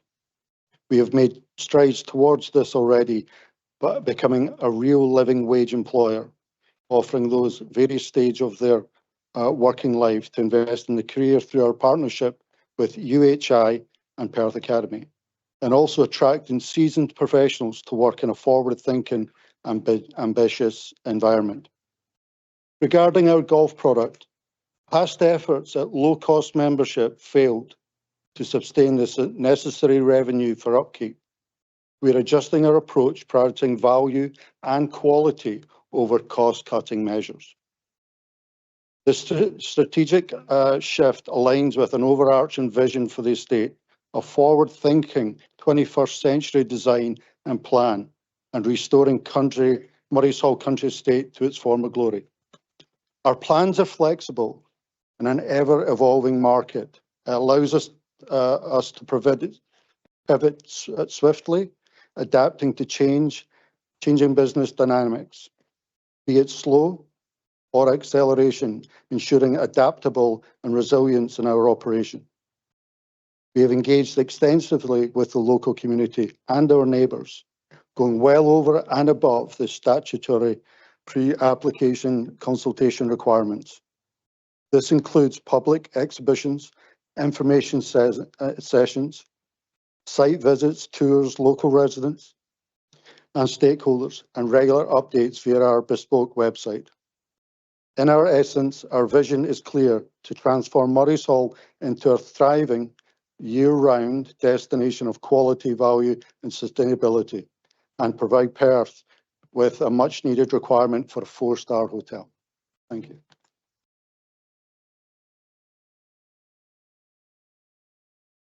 Councillor Waters. Thank you, Vice Convener. In light of NPF 4 and the need to restore nature and enhance the biodiversity of the area, what within this application will you be doing to ensure that we will see an increase in biodiversity and not just a mitigation? Thank you. So the detailed matters of that will be part of the detailed planning applications. However, we have included for areas of significant landscape buffer frameworks, and also through each individual phase there will be individual landscaping plans which will allow biodiversity enhancements, and these will also be assessed alongside ecology reports and assessments which will provide advice as to how we should be providing landscapes to facilitate such nature. Thank you. Councillor Massey. Thank you, Vice Convener. During Mr Hayes' deputation, he said that he's willing to work with the estate to alleviate matters that are concerning them. Are you willing to continue working with the objectors?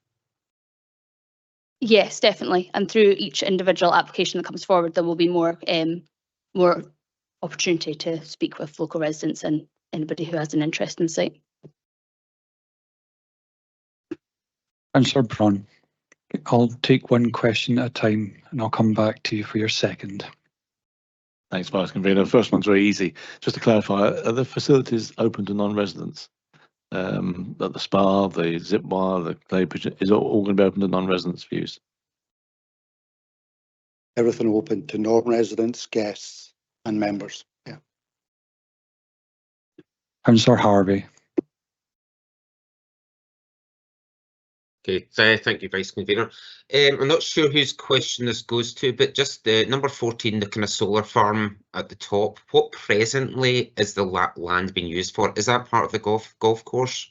It didn't look like it from the photographs. If you could confirm, thanks. That's our land. We allow the farmer to put cows on it. He sort of upkeeps it from there, and we get a few hedges cut. Okay, thanks.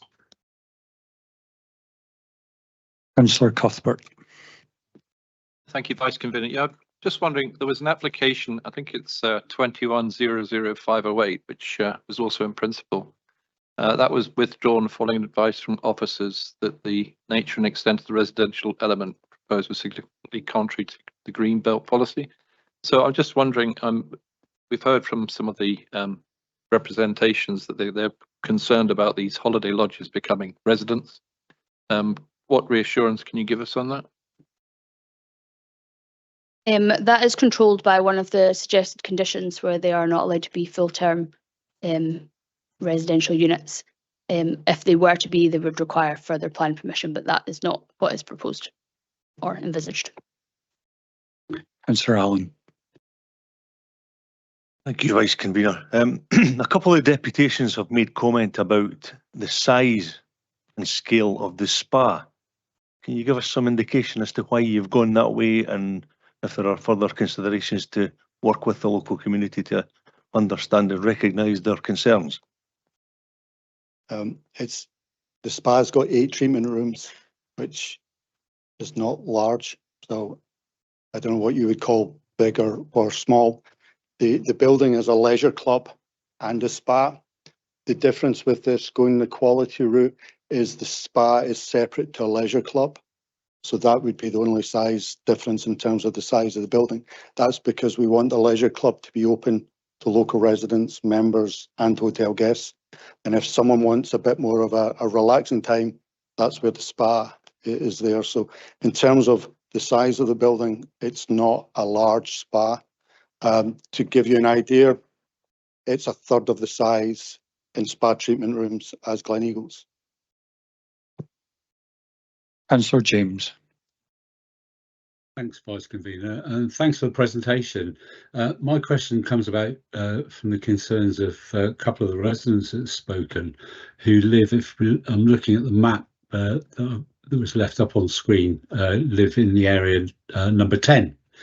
And I just wondered, what was your thinking around putting what's the proposed vacation lodges and self-catering in areas 7 and 8 where you've put them, and not further down the bottom, or even swap them with where the solar arrays are, which would have been less obtrusive to those residents. I just wondered what the thinking was there. Thank you.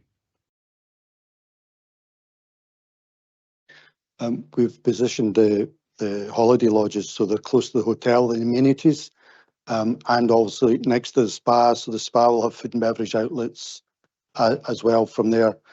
14 is quite a distance away. It'd probably take you, it would be a 10-minute drive in a car to, or 5-minute drive in a car to get there. So that's the thought process there.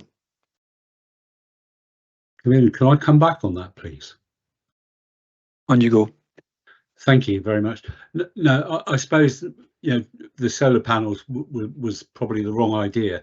But how about, you know, down at the bottom, the driving range, as I recall at the moment, is up either area 7 or 8. You've moved that down to the bottom end of the field. You know, what I'm saying is, would it have been, what was your thinking of moving the driving range from where it currently is in front of those houses, which gives them their view, and putting the other stuff where the driving range is? Sorry. Thank you. So we already gained planning permission for the driving range. So I've already explained that before, but the reason for the current driving range, if you were to put the driving range in the worst spot on the estate, that's where it is right now from a business perspective and a guest journey. And the new driving range will go slightly uphill so you can see the balls. So it was from a guest journey perspective. Thank you. Councillor Braun. Thanks for asking, Rena. One of the points you made was the fact that the LDP is looking for economic development, but the protection of the integrity of our assets. Greenbelt is the asset. Are we not protecting that in this case? As I said, this proposal is fully policy compliant. There are caveats within the Greenbelt policy which allow for certain aspects of development. There's also policy 8, which refers to rural business and diversification. So yeah, the proposal is fully compliant with policy, including Greenbelt policy, and through each detailed application that comes forward, there will be enhancements to what is already existing, which will add to the surrounding landscape. And my last question was going to be, again, back to this question of the Greenbelt. There's a large number of projects here. Given the objection, would it not have been better to have looked at these as individual projects? So, for example, extend the hotel and the spa first, get it built, absorbed into the Greenbelt area, see how people feel about it, and then move on from there. I can appreciate from the hotel's point of view, you've got the whole thing approved in principle, you know where you're going. But given the objection, there's 200 of them, or plus, I believe, would it not have been better to work these bit by bit and absorb them as you went along? There is no requirement in planning policy to do that, or legislation. As you say, from a business perspective, if we have assurance of the fact that you would be willing to see some sort of proposal, then we can come forward and work with the council and local residents in the detail of each application that now comes forward. Hopefully that addresses your question.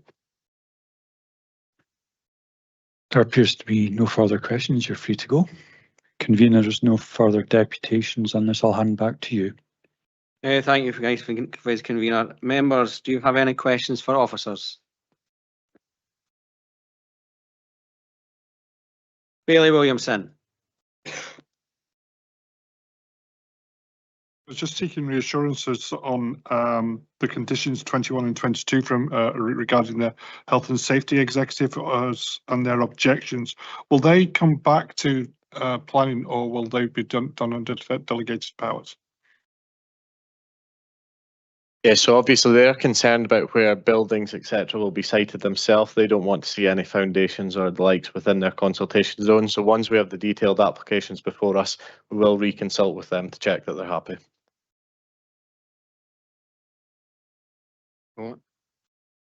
Second question is regarding the plot that's identified number 4, which is the greenkeepers sheds.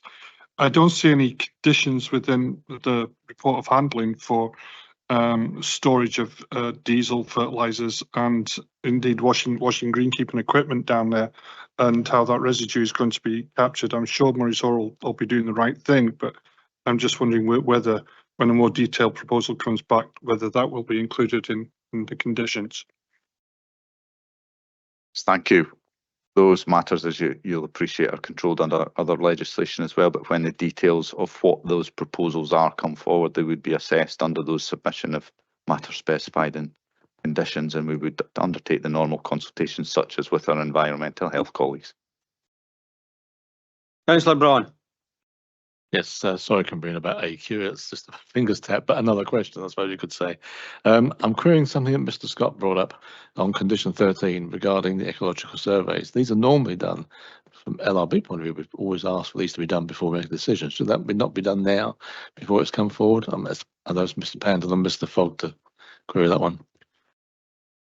Yeah, Mr. Scott is correct in saying that the decision maker requires to have the information before the planning consent is issued. However, as has previously been explained, this is simply the in principle, and there will be a further AMSC application to follow, and it is sufficient if that information is fully available prior to the AMSC. There's been a preliminary ecological assessment so far, and that will be taken, that'll be advanced further with the next application, so that the full information is known by the planning authority, as it must be before planning consent is issued. Yeah, sorry, just to add on to what Mr. Fogg said there, Just to reiterate, we have had a preliminary ecological report done as part of this application. We've not ignored biodiversity. One of the reasons the condition is on there is because we don't know what time the applicant will take to implement this. It could be years away, and at that point the circumstances on the site may have changed. We absolutely agree with the objectors that protected species need to be protected, and we just want to make sure that at the actual time of delivery there are updated surveys as well. But we have had a preliminary ecological report done as part of this application. It's not been ignored. Councillor Harvey. Thank you, Convener. I actually had two questions, but you've just answered one of them on the preliminary ecological report. Could you also ask for your comment? Some of the objectors made comment about the Greenbelt and how this was building on the Greenbelt. I probably understand why that's acceptable, but could you explain the background to your decision on that? Thanks. Yes, certainly. So the Greenbelt policy, like the agent from Turley's has identified, there are circumstances which do allow deviations, and one of them is Policy 8, Rural Business and Diversification. Now, we do obviously have a site-specific resource here. Murray's Hall Hotel is already in the Greenbelt, and we can't say to them, you're in the Greenbelt, you've got no opportunity for expansion. So we have to take into account that it's already within the Greenbelt. Now, the original proposal that came forward that Councillor Cuthbert mentioned did include mainstream housing, and we had said at that time that the mainstream housing was too much for the Greenbelt and it wouldn't comply with the Greenbelt policy. So they omitted that and instead have changed to be holiday accommodation to diversify and expand the existing business.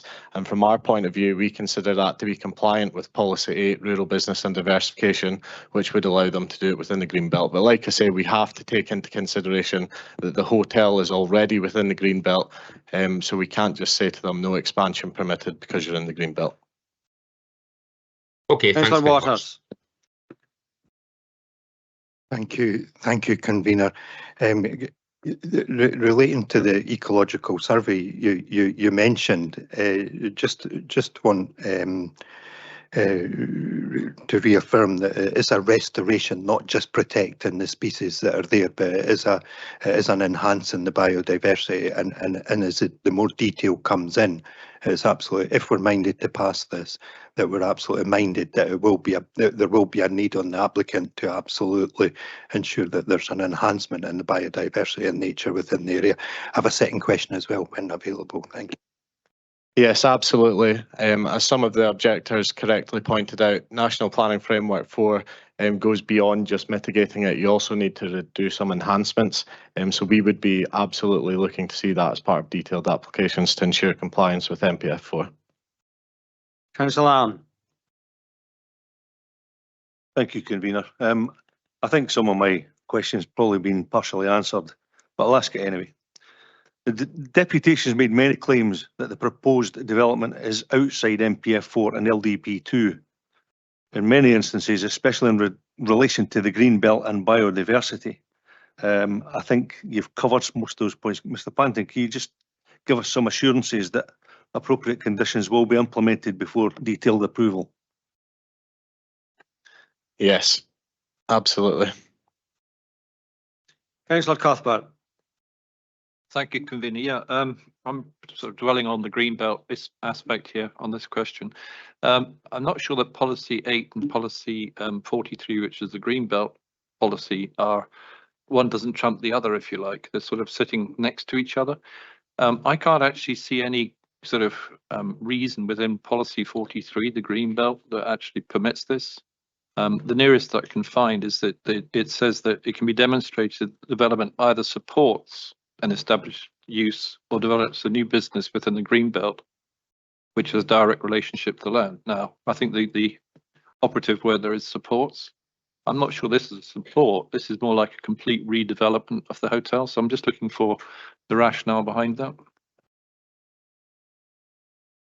Thank you. I think it's depending on what our perspective is or how this is interpreted, but our view is that this would support the expansion of an existing established and important business within the Greenbelt, and we're supportive of that. I'd also say that any development plan requires to be read in the round, and there are a multitude of policies that have balances associated to them. But certainly, as you can see within the report and from the questioning today, officers feel that this application can absolutely be supported, subject to the conditions we have recommended. Councillor Waters. Thank you, convener. Just on the question on the traffic, and page 47, item 52, where you used the Sistra model to look at the traffic impacts on the area, and it kind of said that with the predicted changes on the A94 Murray's Hall Road junction being the largest. Now, I imagine that the traffic on Saturdays or days of changeover, if there's accommodation, will be a lot higher.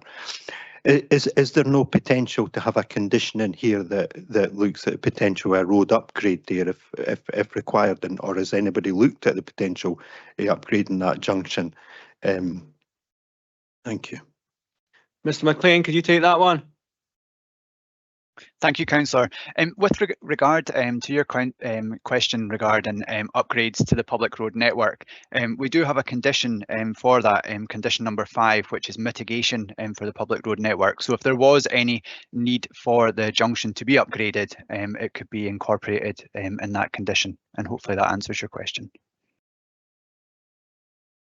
So just confirmation that's that's still to be looked at and not been done. This seems to suggest it's been done, and the applicant kind of said that they were just passing places where all they thought they needed to do, but there is a potential still to look at the overall a bit wider than just that. That's correct, yes.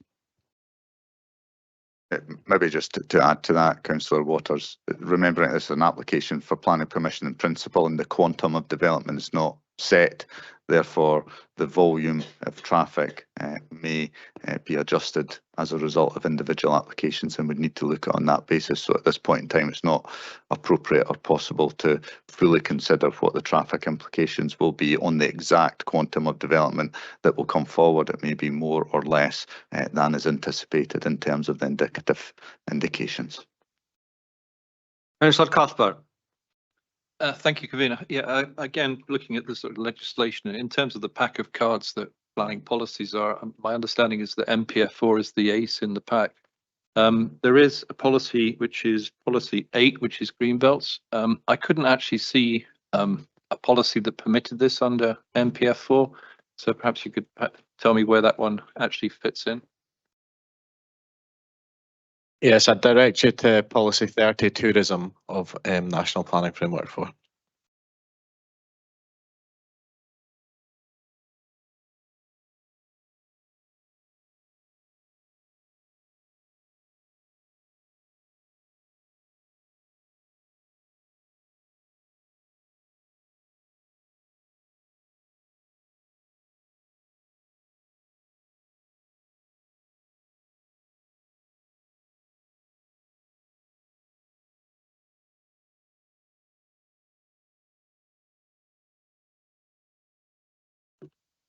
Just whilst we're waiting, paragraph 38 of the report explains MPF4 policy 30 and why we consider it to comply.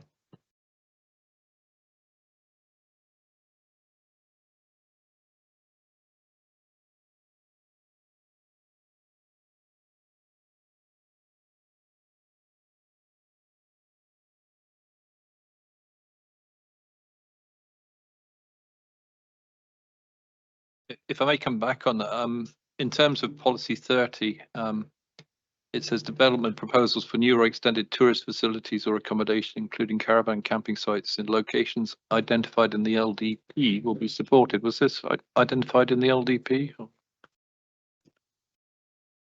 So policy 30 takes into account factors such as the contribution made to the local economy and compatibility with surrounding area. So what we've done here is we've compared that with our policy 8, rural business and diversification, and we see that it is compatible with the neighbouring area because it is an existing hotel expansion. It's not a new business, if you like, in the countryside or within the Greenbelt. It's expansion of the existing. So on that basis, we consider it is compatible with the surrounding area.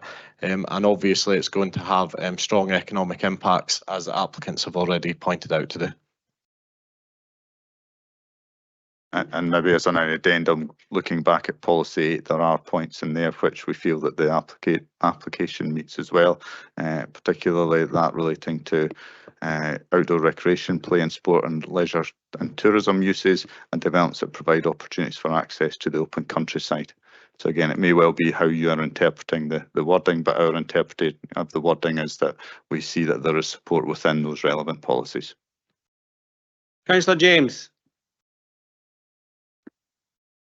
Thanks, convener. Yeah, a question I had was in the report on page 40, the Skilling District Community Council, one of their concerns was the solar arrays too large and will impact the airport. On page 41, when asked for a comment, Perth Airport had no comment. Was that no comments or no reply, please?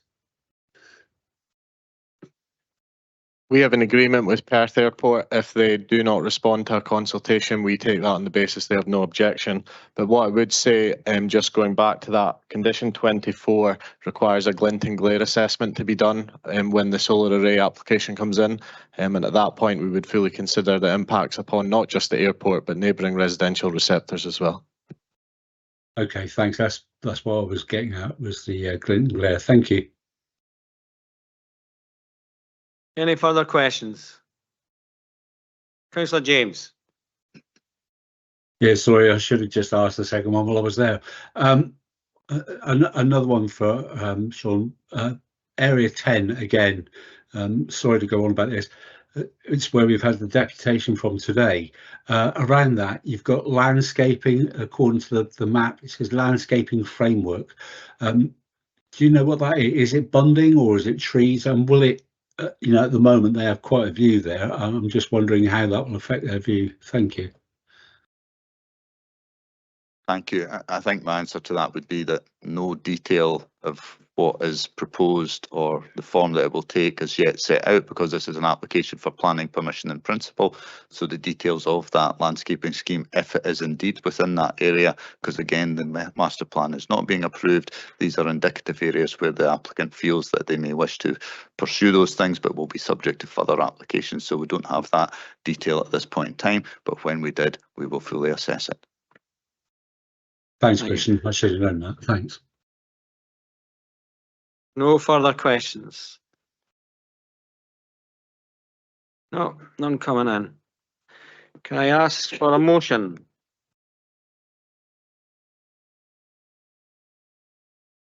Bailey McLaren. Thank you. After considering all the deputations and answers from officers, given that this is an application in principle, I am happy to propose it and forward it as our officers have recommended. I would recognise that there's many concerns, but these will be addressed further in a detailed application. It's heartening to see that there is a business who is prepared to make a substantial investment in our local economy, and it has been pointed out that there is a need for a 4-star tourism attraction, accommodation attraction, and also, as the applicant has described, that they are challenged by their business operations currently with their 40 rooms. So it's heartening that they are looking at ways to resolve these issues and invest within Perthshire. And I'll leave it at that. Thank you.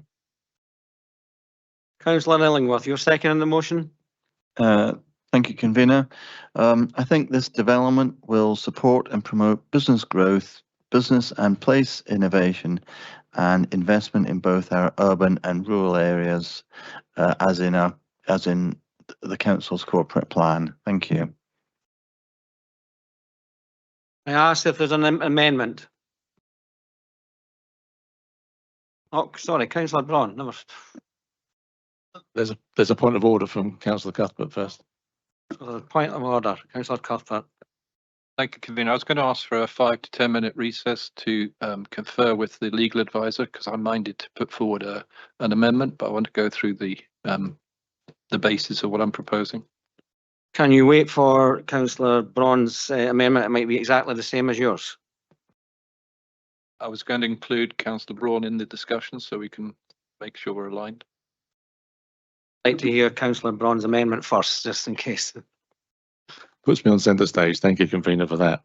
I've heard all the paperwork. We've read all the paperwork for all the deputations this morning. This is a turn on economic development versus expansion to Greenbelt. I have to say that overall, I, to some extent, support what's being proposed, the expansion of the hotel. What concerns me is that, and I'll tip my hand probably when I ask the question, is that this is being done in one go, that we're issuing an in principle approval on Greenbelt land, which in my mind, to some extent, seems we're signing a blank check on this. It's a massive expansion, as we can see from the map. I'm of an opinion that this should be done in stages, and I thought that, given it's Greenbelt land, I think that would be the best way forward. The expansion of the hotel, the inclusion of the spa, redevelopment of the dilapidated properties would be an ideal place to start. To get that done, to get it absorbed into the scenery, and that people see how it goes. So my concern is that so much Greenbelt is being committed here in the form, as I say, as a form of a blank check. So I feel at this stage, and as I say, I'm not necessarily against the proposals as they are, but in the way it's being done and the use of so much Greenbelt, I feel it does contravene in Policy 43, parts of Policy 8, and parts of Policy 39 on landscape, and possibly NPF 8 and NPF 29B. We'd have to have some support or advice from Mr. Fogg on that, but that's my thoughts as we stand at the moment. I'm not sure how Councillor Cuthbert feels, if that's along the same lines as he was thinking. But perhaps he might come in on that. Can I just come in just a second? Councillor Longworth, you're second on the motion. Yeah.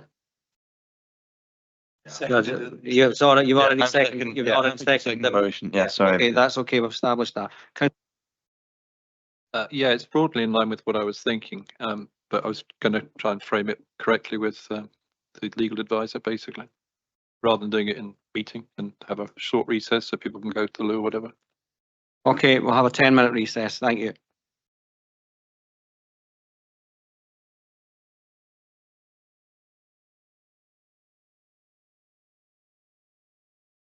Councillor Braun, could you go over your amendment, please? Thank you, Convener. So following consultation recess, I'm looking to propose to refuse the application based on Policy 43 of the LDP and Policy 8. Councillor Cuthbert, are you going to second? Yes, I think it's to do with the scale of this development. I think we're looking at a huge development which isn't supporting an existing business, is kind of changing it and putting a really big operation into this area. And I think it's the scale that's the issue for me.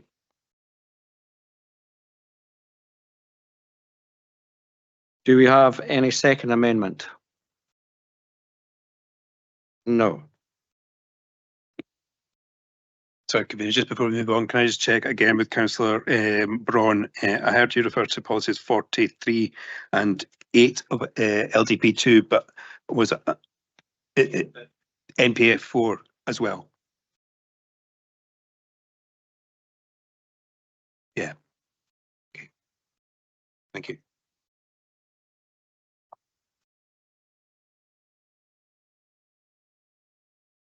Councillor Waters, do you have a comment?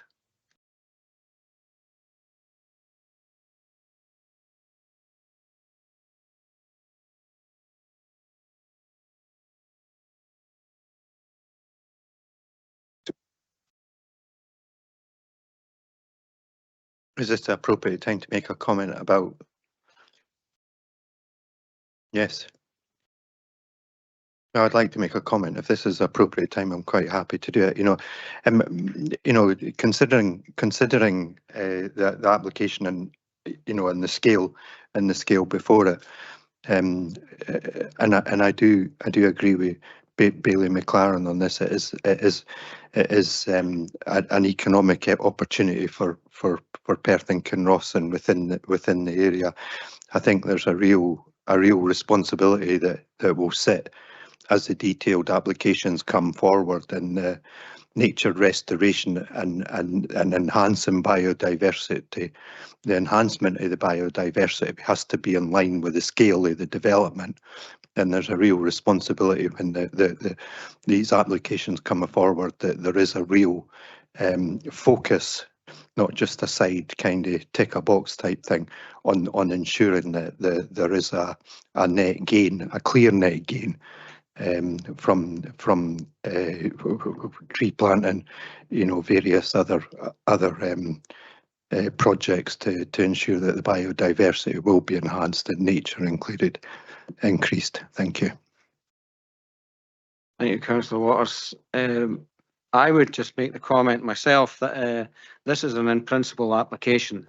Any detail can be decided later on when the applications come forward.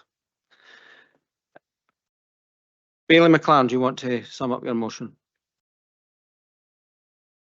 Thank you, Convener. To sum up, I just, as you've just pointed out, is an in principle. The detail will be set out through further applications, and our team of officers working through all the policies and everything else. So I'm content as to where we are. Thank you. Councillor Brown. Thanks, Amelia. Not really much to say what we've discussed. As I said at the beginning, I'm not necessarily against the project itself. It's just I think it's the way it's been done that's just giving a carte blanche to Greenbelt land, which I think is not appropriate. I think a big scale project that's not on Greenbelt land probably would be given the okay with in principle, and I'd be happy with that. But I just feel we're here to protect Greenbelt land. That's what it's there for, what it was put in the LDP for. And I think that's we need to be a bit more cautious about that. So that was my thinking behind it. But thank you, Convener. Thank you. I'll now hand over to the clerk for the vote. Thank you.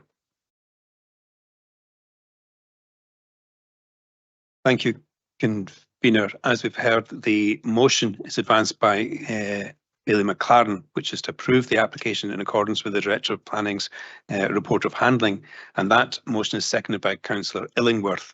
The amendment is by Councillor Braun, seconded by Councillor Cuthbert, which is to refuse the application on the basis that the scale of the in-principle application is excessive and thereby contrary to local development plan policies 43 and 8, together also with contravention of National Planning Framework 4 policy 8. I'll pass over to my colleague to take the roll call vote. Members, when I call your name, if you let me know if you're voting for the motion or the amendment. Councillor Allen. Amendment. Councillor Braun. Amendment. Councillor Cuthbert. Amendment. Councillor Harvey. Amendment. Councillor Illingworth. Motion. Councillor James. Motion. Councillor Leishman. Amendment. Councillor Massey. Motion. Bailey McLaren. Motion. Councillor Stewart. Motion. Councillor Waters. Motion. And Bailey Williamson. Motion. Thank you. I have 7 votes for the motion and 5 for the amendment, and therefore the motion will carry. Thank you. Then I can confirm that permission is granted subject to the recommendations contained in the report of handling. Thank you.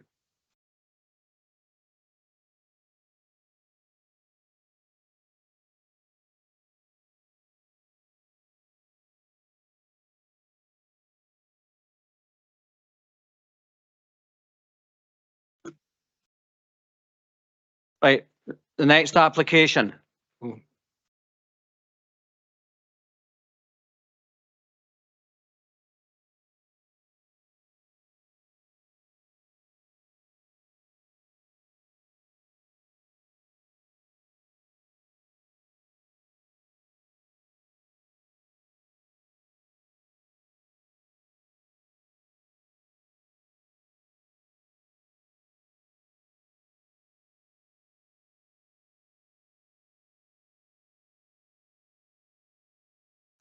Okay, thank you. The next application, it's for a formation of a 49.9 megawatt solar farm comprising ground-mounted solar arrays, inverters, transformers, a substation, security fencing, CCTV cameras, cabling, access tracks and associated works at land 130 metres southeast of Cooper Angus substation, Pleasance Road, Cooper Angus. And to introduce the report is Mr. Panton. Thank you. Thank you, Convener. The final major item on the agenda today is for the erection of a solar farm near Cooper Angus. Members may remember that a similar application was before the Planning and Placemaking Committee in February 2023, where the recommendation was a refusal and members agreed. This current application therefore seeks to address the reasons for refusal on the previous application. The recommendation before you today remains as a refusal, as the amendments which have been made are not considered significant enough to achieve a positive recommendation. I will now take members through a short presentation to detail the proposals further. Here we can see the location of the site. The site is located approximately 650 metres from the centre of Cooper Angus and is near the A94 and A923 roads. The area is predominantly agricultural with some residential receptors in close proximity. The site extends to approximately 90.6 hectares. Next slide, please. Before I show members the proposed site plan, this site plan is the one that was previously refused as part of the previous application. Your attention is drawn towards areas 13, 14, 15 and 16 to the top right and 8 to the bottom left. Also note the landscaping proposed and the brown shaded area, which is the proposed substation. Next slide, please. We now move to the currently proposed site plan. The main change here is that the areas I previously drew your attention to have now been omitted. These are the areas shown in grey. There are also changes to the layout, including the relocation of the substation and improved landscaping and buffers. We do accept that the scheme is an improvement from the previous iteration. However, for reasons contained within the report before you, there are still some significant concerns. Next slide, please. Here we have a sectional view of the proposed panels. The panels are just over 3 metres in height at their highest point. This is relatively standard for this nature of development. Next slide, please. Now we can see a typical elevation of a proposed transformer. As seen, these appear very like a standard shipping container. I will now take members through a series of photographs to give the site more context. First image, please.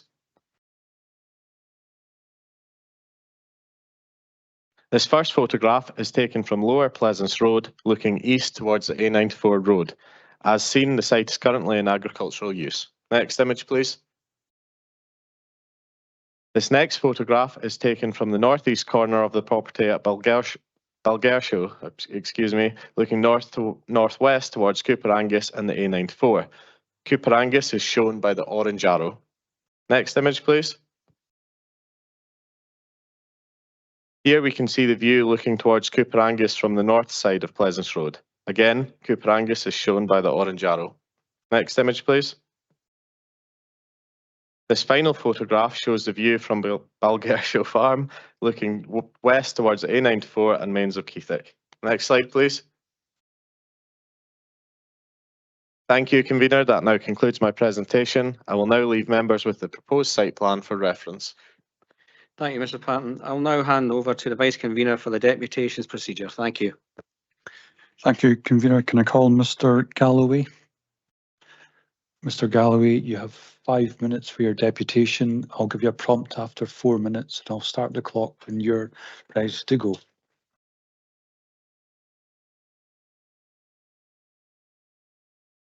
Good afternoon. We are pleased that once again the report of handling for this resubmission of the Market Hill Solar Farm application recommends refusal for 4 specific reasons, all of which appeared in the original refusal. However, I would very respectfully like to draw the committee's attention to an additional 5th and material reason for refusal related to Policy 50 of LDB2 and Policy 5 of MPF4 and pertaining to the justified use and occupation of prime agricultural land. In paragraph 95 of the report of handling, it states that, quote, the development has been sequentially justified on the basis that a site is required to be sited within 3 kilometres of the existing substation, unquote. This is factually incorrect. Neither solar farms nor battery storage facilities are technically required to be within 3 kilometres of a substation, and there are currently live applications and notifications in front of PKC Planning and also the Scottish Government Energy Consents Unit that attest to this. In paragraph 96, the report of handling states that, quote, based on individual merits and the sequential test provided, regard is had to the particular site requirements of this type of development, noting that grid connection is of critical importance to development viability. As such, the use and occupation of prime land alone is not considered to be a reason for refusal. This is the assertion that I would respectfully like to challenge today. The July 2021 site selection and sequential test analysis has been reused by the applicant in support of this resubmission. In section 2.1 study area, it states that, quote, the maximum viable distance from the development to the point of electrical connection to the grid has been determined to be no more than 3 kilometres from the 132 kilovolt Cooper Angus substation, unquote. There has never been any evidence provided by the developer to substantiate this claim, despite objectors requesting it. It can now be proved through the location of other proposed solar farms within Perthshire and their feeds to the electrical grid that the developer's 3 kilometre claim is factually incorrect.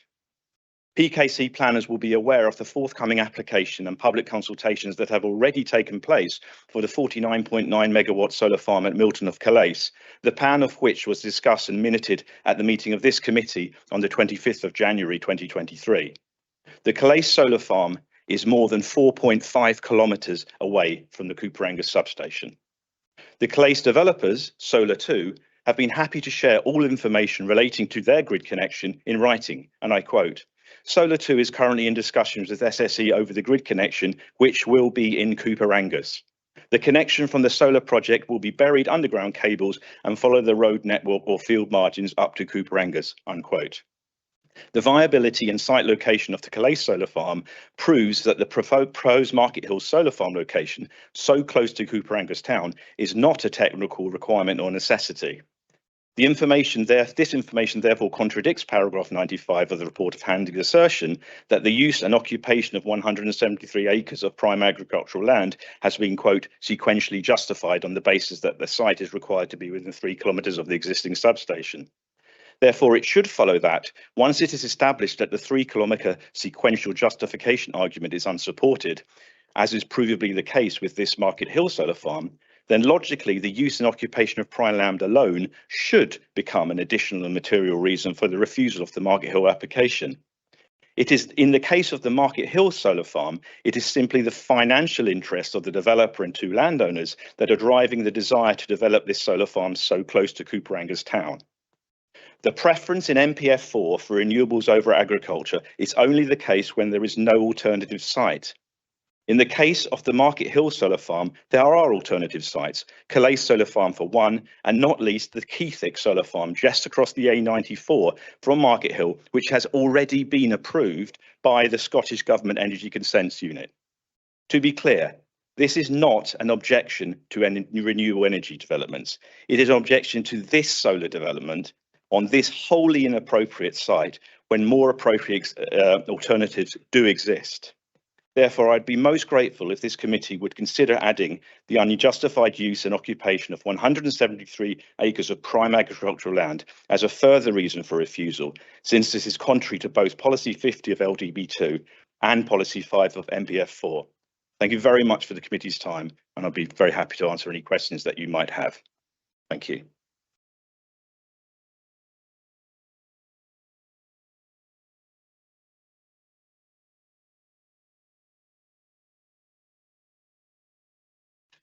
Mr. Galloway, there appears to be no questions. You're free to go.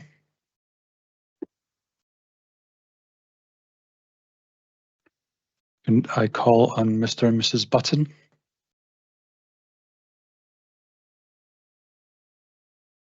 Mr. and Mrs. Button, can I remind you that you've got 5 minutes each? Okay, thank you. Good afternoon. Thank you for giving us time again to make this deputation to you. I will be brief. I'm Chris Button, and with my wife, we are residents of one of the most severely affected properties of this proposed development. It's situated at the top field to the east of Pleasance Road. The views from the drive and from our front of our house would be of an industrial complex with black plastic solar panels and security fences cascading down the north-facing hill towards Pleasance Farm and Abbey Gardens. This is classified even by the developer as major adverse in the first year and would take up to 15 years to be considered minor adverse. I'd like to make it clear that we are not opposed to green energy and realise that urgent and essential action is needed soon. But for solar farms that require vast amount of land, then serious consideration must be made on their locations to minimise the loss of prime agricultural land and their negative effect on the landscape and visual amenity. We're talking about 180, 200 acres. It's not a small development. It's a massive impact. So I think it just cannot be left or cannot be acceptable to place them solely at the convenience of the developer. This must be one of the most outrageous solar farm planning proposals ever made. It's wrong for all of the major planning issues, except being next to the grid supply point. And as Dave has pointed out, that it is not necessary to be next to a grid supply point. It is purely economical. They pay no regard to the effects on the landscape, being on a north-facing slope, clearly visible from both the Perth and Dundee roads and on local walkways. The visual impact on many surrounding properties. In fact, the field to the east of Pleasance Road is surrounded on three sides by residences, and the loss of 200, 180, 200 acres of prime agricultural land. These are all identified in the report from the Perth and Kinross Department as reasons for refusal. So in that respect, I can say no more, except to fully agree with all of the recommendations and support the conclusions from the planning report from the planning officer, with its 4 reasons for refusal, and trust that the committee will be of the same opinion. Thank you.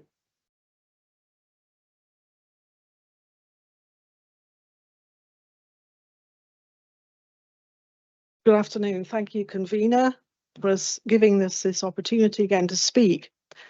I wish to make a second public declaration this year to uphold and celebrate the landscape in all its natural state and rich diversity to where we live, Cooper Angus, which is called the Jewel of Strathmore. I am joined with many others who share these views. Since February, more and more people in the community and further afield are engaging with these issues around solar and battery storage developments. This ominous development is again on the agenda and is not significantly different to the previous proposal, which was rejected in February of this year. The plan is still on an industrial scale. It has the potential to downvalue the overall significance of this conservation town, particularly as another solar farm at Keithick, which has already been mentioned, has already got the green light to go ahead. The scale of the development would transform the rural setting into a static, bleak sea of industrialised infrastructure, gloomy, monotonous, stifling the natural topography along with the high fencing and CCTV cameras. This is very much in stark contrast to the current existing spacious agricultural landscape. Like so many others, I have observed the changing atmospheres across the landscape. I've witnessed the ebb and flow of seasonal changes. rhythms of seed time and harvest, and observe changing shadows stretching right across the undulating terrain. Scientific studies have mentioned globally that what we absorb visually has a neurological effect on our brains.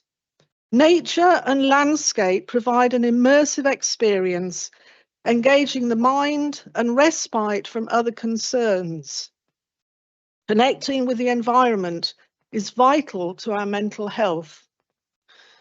Now, this is all under threat by the sheer volume of static, hard-edged, reflective, potentially toxic panels placed like a blanket across over nearly 200 acres of land, accentuating a very bleak industrialized landscape.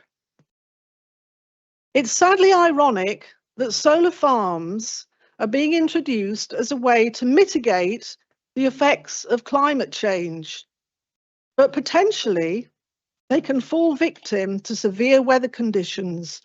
Heavy torrential rain runoffs from the panels must surely have an erosive effect on the soil structures and a buildup of sediments in local waterways. The whole process of mining the precious metals, transporting the hardware to the installation, not to mention questions of decommissioning, surely needs a lot more debate. One must beg the question as to what the long-term implications are as to the impacts of such mega proposals. I would like to conclude, therefore, by saying I am in total agreement with the summary made by the planning officer and would request that this application is rejected. Thank you. Thank you, Mr. and Mrs. Button. Are you willing to take questions from members? We'll just give it a moment.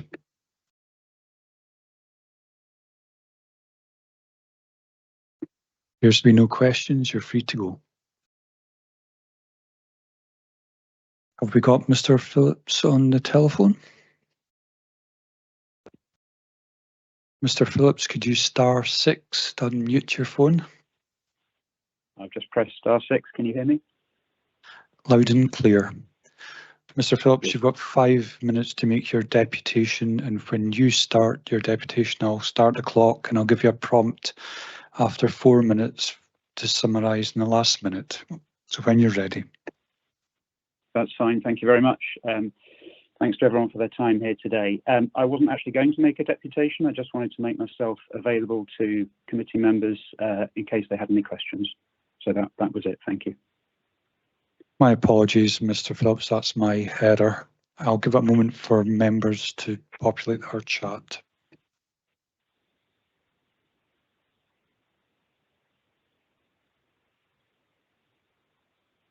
Members, Mr. Phillips is not making a deputation. That was my error, but he's willing to take questions. Can we ask who he is? Sorry, is the agent for the application. Councillor James. Yeah, thanks, Vice Convener. I'm a little bit confused now because I wasn't sure who Mr. Phillips was, but I realise now he's the agent for the applicant, and so is in support of this application.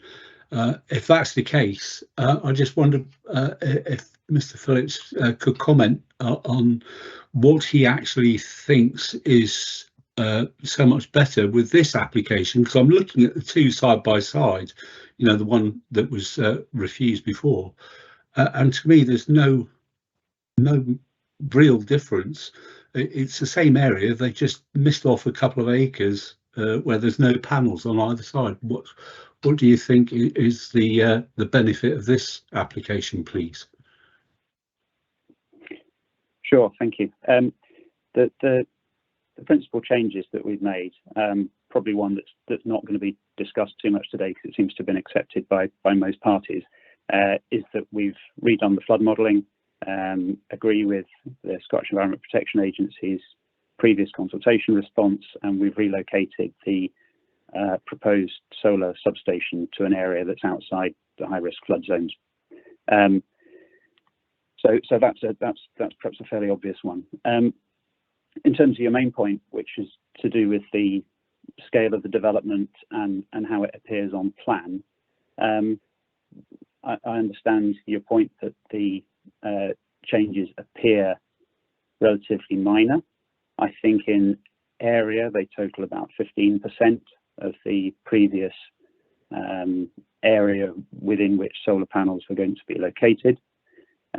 So it's a meaningful reduction, but nonetheless, having met with many of the local residents at a public consultation event, I understand that 15% is not going to make much difference to their opinion of the scale of the scheme as far as they're concerned.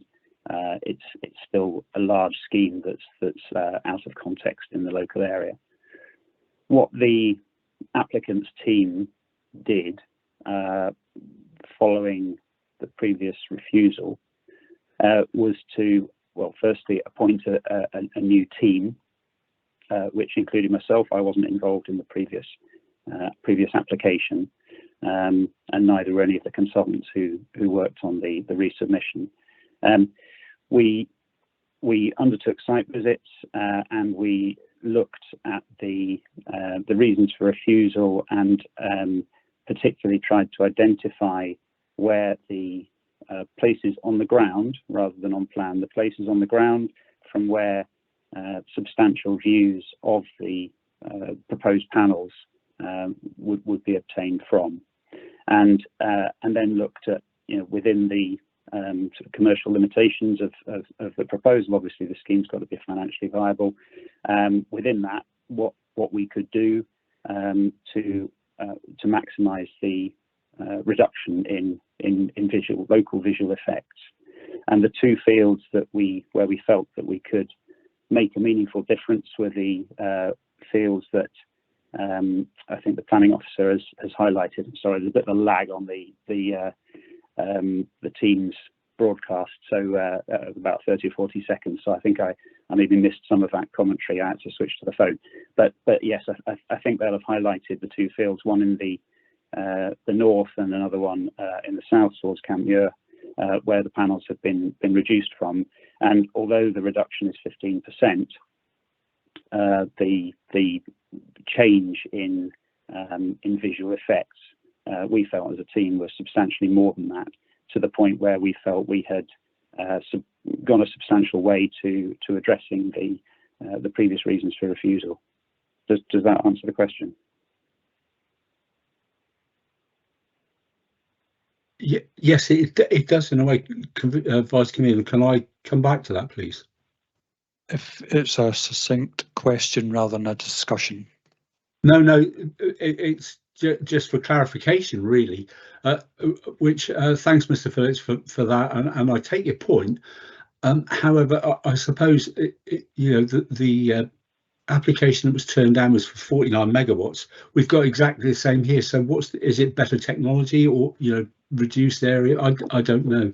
Is it better technology or more panels in a smaller area? Thank you.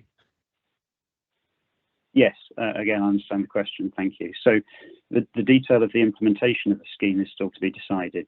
That's normally the case with renewable energy proposals and including solar farms.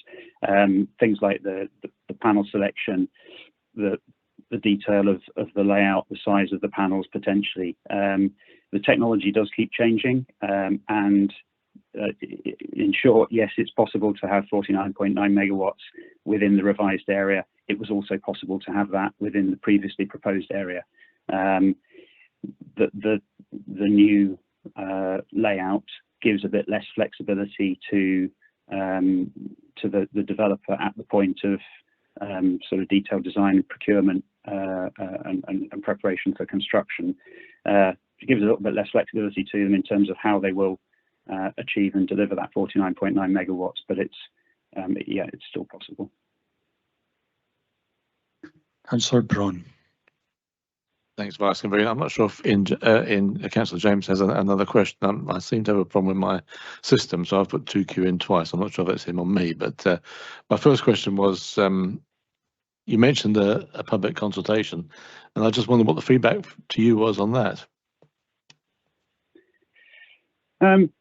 Yeah, I'll be honest, and I suspect you're probably aware from the responses to this resubmission and to the previous application. Yeah, local people were fairly angry. I think they were pleased to have been consulted on this occasion, which was on the 20th of July this year. The consultation for the previous application, because of COVID restrictions, had to be online. As I say, I wasn't involved in that. My understanding is it didn't go at all well. I think there were some issues with communication, and yeah, I think the applicant maybe didn't come across as he would have liked. So that generated some very negative feeling, which we tried to tried to address as far as we were able to, really, by having a voluntary consultation event in Cooper Angus on the 20th of July. Yeah, a lot of people came along. Difficult to count, but I would guess 60 or 70. Most people stayed for quite a while, quite keen to hear what each other had to say. And I won't run through what their comments were, but they've made those plain in the letters of representation to this resubmission application. Councillor James. Yeah, thanks again, Kavina, for indulging me. And it's a couple of points. Actually, something you just said was one of the points I was going to raise, was the consultation, which Councillor Braun has raised. I thought it was more of a presentation than a consultation. I don't think there was much feedback which the residents were given. That aside, can I also ask why this site? Why a north-facing site rather than a south-facing site for Sun? Thank you. Yeah, gently sloping south-facing sites are slightly more efficient in terms of the number of panels that you can get on a particular area of land, but gently north-facing is also perfectly viable. Generally, what it means is the spacing between the panels has to be slightly greater to give the same shading. Obviously, if you put the panels too close together, one panel shades the next panel. So on a north-facing slope, still gets plenty of sun, obviously. Otherwise, the current crops wouldn't work there. But you have to space the panels out slightly more. So because it's only gently sloping, it's not necessarily a huge factor. The site works in technical terms, and then it comes down to other reasons which I think have been discussed. Councillor Braun. Thanks for asking about this. My second question was going back to the last application. There was discussion, or the idea was mooted, of some form of fund for the local community, a beneficial fund funded by profits from this scheme. Has that been taken forward by the applicant at all? Yes, absolutely. Thank you for the question. Yes, he's taken that on board and has offered, and this was made clear both in the application and in the information at the let's call it a public information event rather than a consultation event, if that's more accurate. But yeah, that was made clear. So what's being offered is a community benefit payment of £25,000 per year of operation to be paid annually during the operational phase, which I think is a substantial figure and would make potentially a big difference to community facilities in the local area.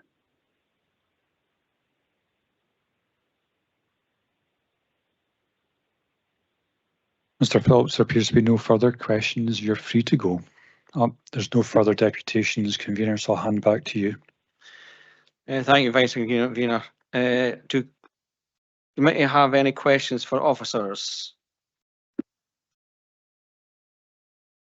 Councillor Braun. Thanks, Convener. Come back to this point raised by Mr. Galloway about the distance. requirement for well, battery storage you mentioned and solar panels. If that's not the case, we don't need to be within 3 kilometres.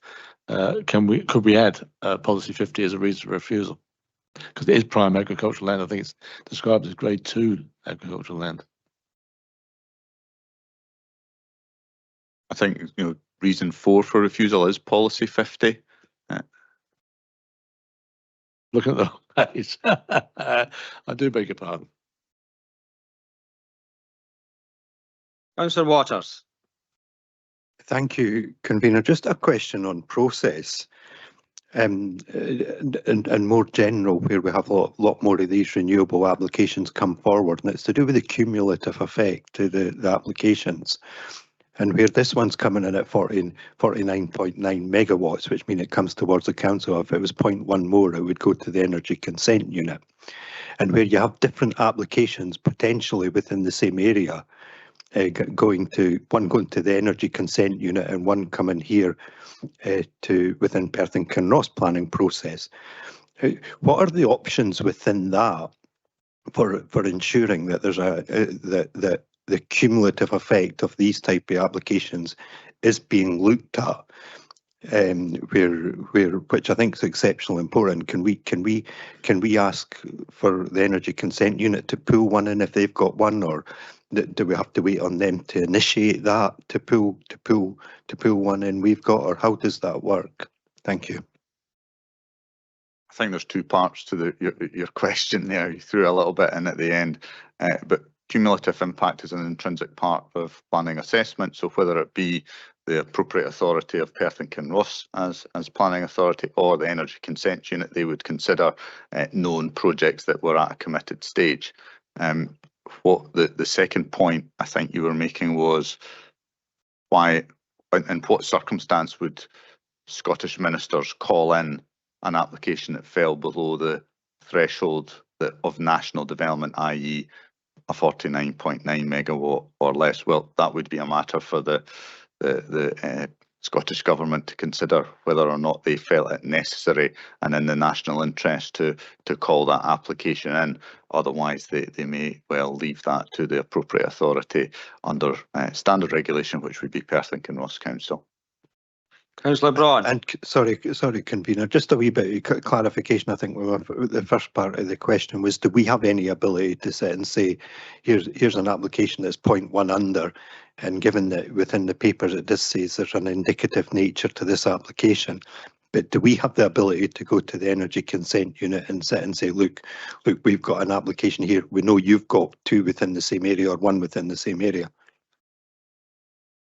I see the answer. Well, maybe for my purposes, simplifying your question, would we have the ability to go to the Scottish Government and say, we don't want to deal with this application, would rather you dealt with it? Well, we would still deal with it as a statutory consultee, but as my question is purely based around this cumulative element of the application coming forward. The cumulative impact of known and committed projects would be considered by the relevant determining authority, which in this case would be Perth and Kinross Council. If it was a proposal that fell to the energy consent unit, then they would consider cumulative impacts in relation to known and committed projects, whether or not they were within their determining remit, i.e. 50 megawatts and over or less, as would we. I'd like to chat offline a wee bit more, but thanks for that. Councillor Braun. Thanks, convener. Sorry to Mr. Smith and Mr. Pend. I'm coming back to reason for refusal 4, again about policy 50. It says here, obviously, it talks about the scale, massing, and location, which is fine in itself. But I'm on the basis that perhaps there may be some form of appeal on this. Can we make it clear, belt and braces job, I suppose, that there's no justification to override prime agricultural land because it has to be within 3 kilometres of the substation, or words to that effect? Can we actually get that into the reason? Oh, sorry. That's a matter for the committee to determine whether or not they feel that the officer's view that it doesn't contravene that aspect, and we're recommending on that basis, and maybe to give some clarification, that it is more efficient and viable and appropriate to be as close as possible to a substation, and the proximity to a substation can also have benefits in terms of reducing the impact of routing, cabling, etc. over long distances, and we are accepting of the position put forward in relation to the sequential preferences to have it as close as possible. And I think the other point is perhaps that taking it beyond the 3 kilometres would still impact on prime land. Thank you. Any more questions? More questions? I see Councillor James, you've jumped in before I've asked, but you've put forward a motion. There's a funny old thing, eh, Convener? Yes, I think our officers have got it spot on again. This is just the old refused application dressed up a little bit better. I take Mr. Smith's points on board, but I think Councillor Braun's point regarding the mention of policy 50 in our LDP and the need for a connection to be less than 3 kilometres, I think that does need to be addressed. And Mr. Galloway also made a valid point, which isn't in the summary there, about national planning NPF 4 policy 5, which is around soil.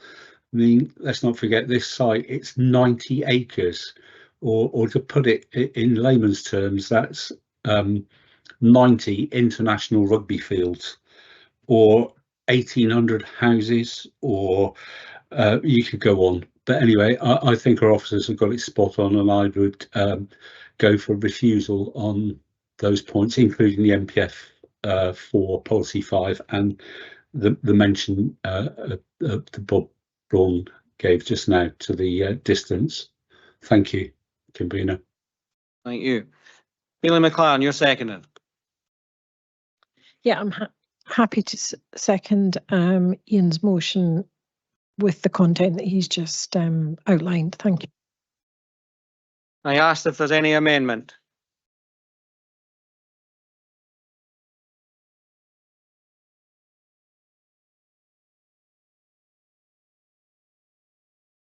No amendment. Therefore, the application is refused in line with the recommendations contained in the report on handling. Thank you. Now, I've asked everyone if they would seems this list 45. Sorry, Convener, are we going to add that additional part into the refusal that Councillor James picked up, which was NPF 4, I think it was, and the added wording about the distance? Yeah. Councillor Convener, I wonder if I'm sensing we're moving to a lunch break now. I wonder if we could take the opportunity of that break before we reconvene, just to clarify exactly with Councillor Braun and Bailey McLaren the additional wording beyond those set out in the report, because I'm not quite clear. NPF 4.5 I get, but I'm just hesitant as to how the wording in relation to the proximity to the substation, and I appreciate a bit more time, but I think the lunch hour would be a good opportunity to do that. Sorry for some of the residents who wouldn't then maybe hear that unless you stay, but it does seem to be the best use of time. So can I get everybody's agreement that we have a 45-minute lunch rather than an hour's lunch? Yeah, thank you. Back here for 2 o'clock. Thank you.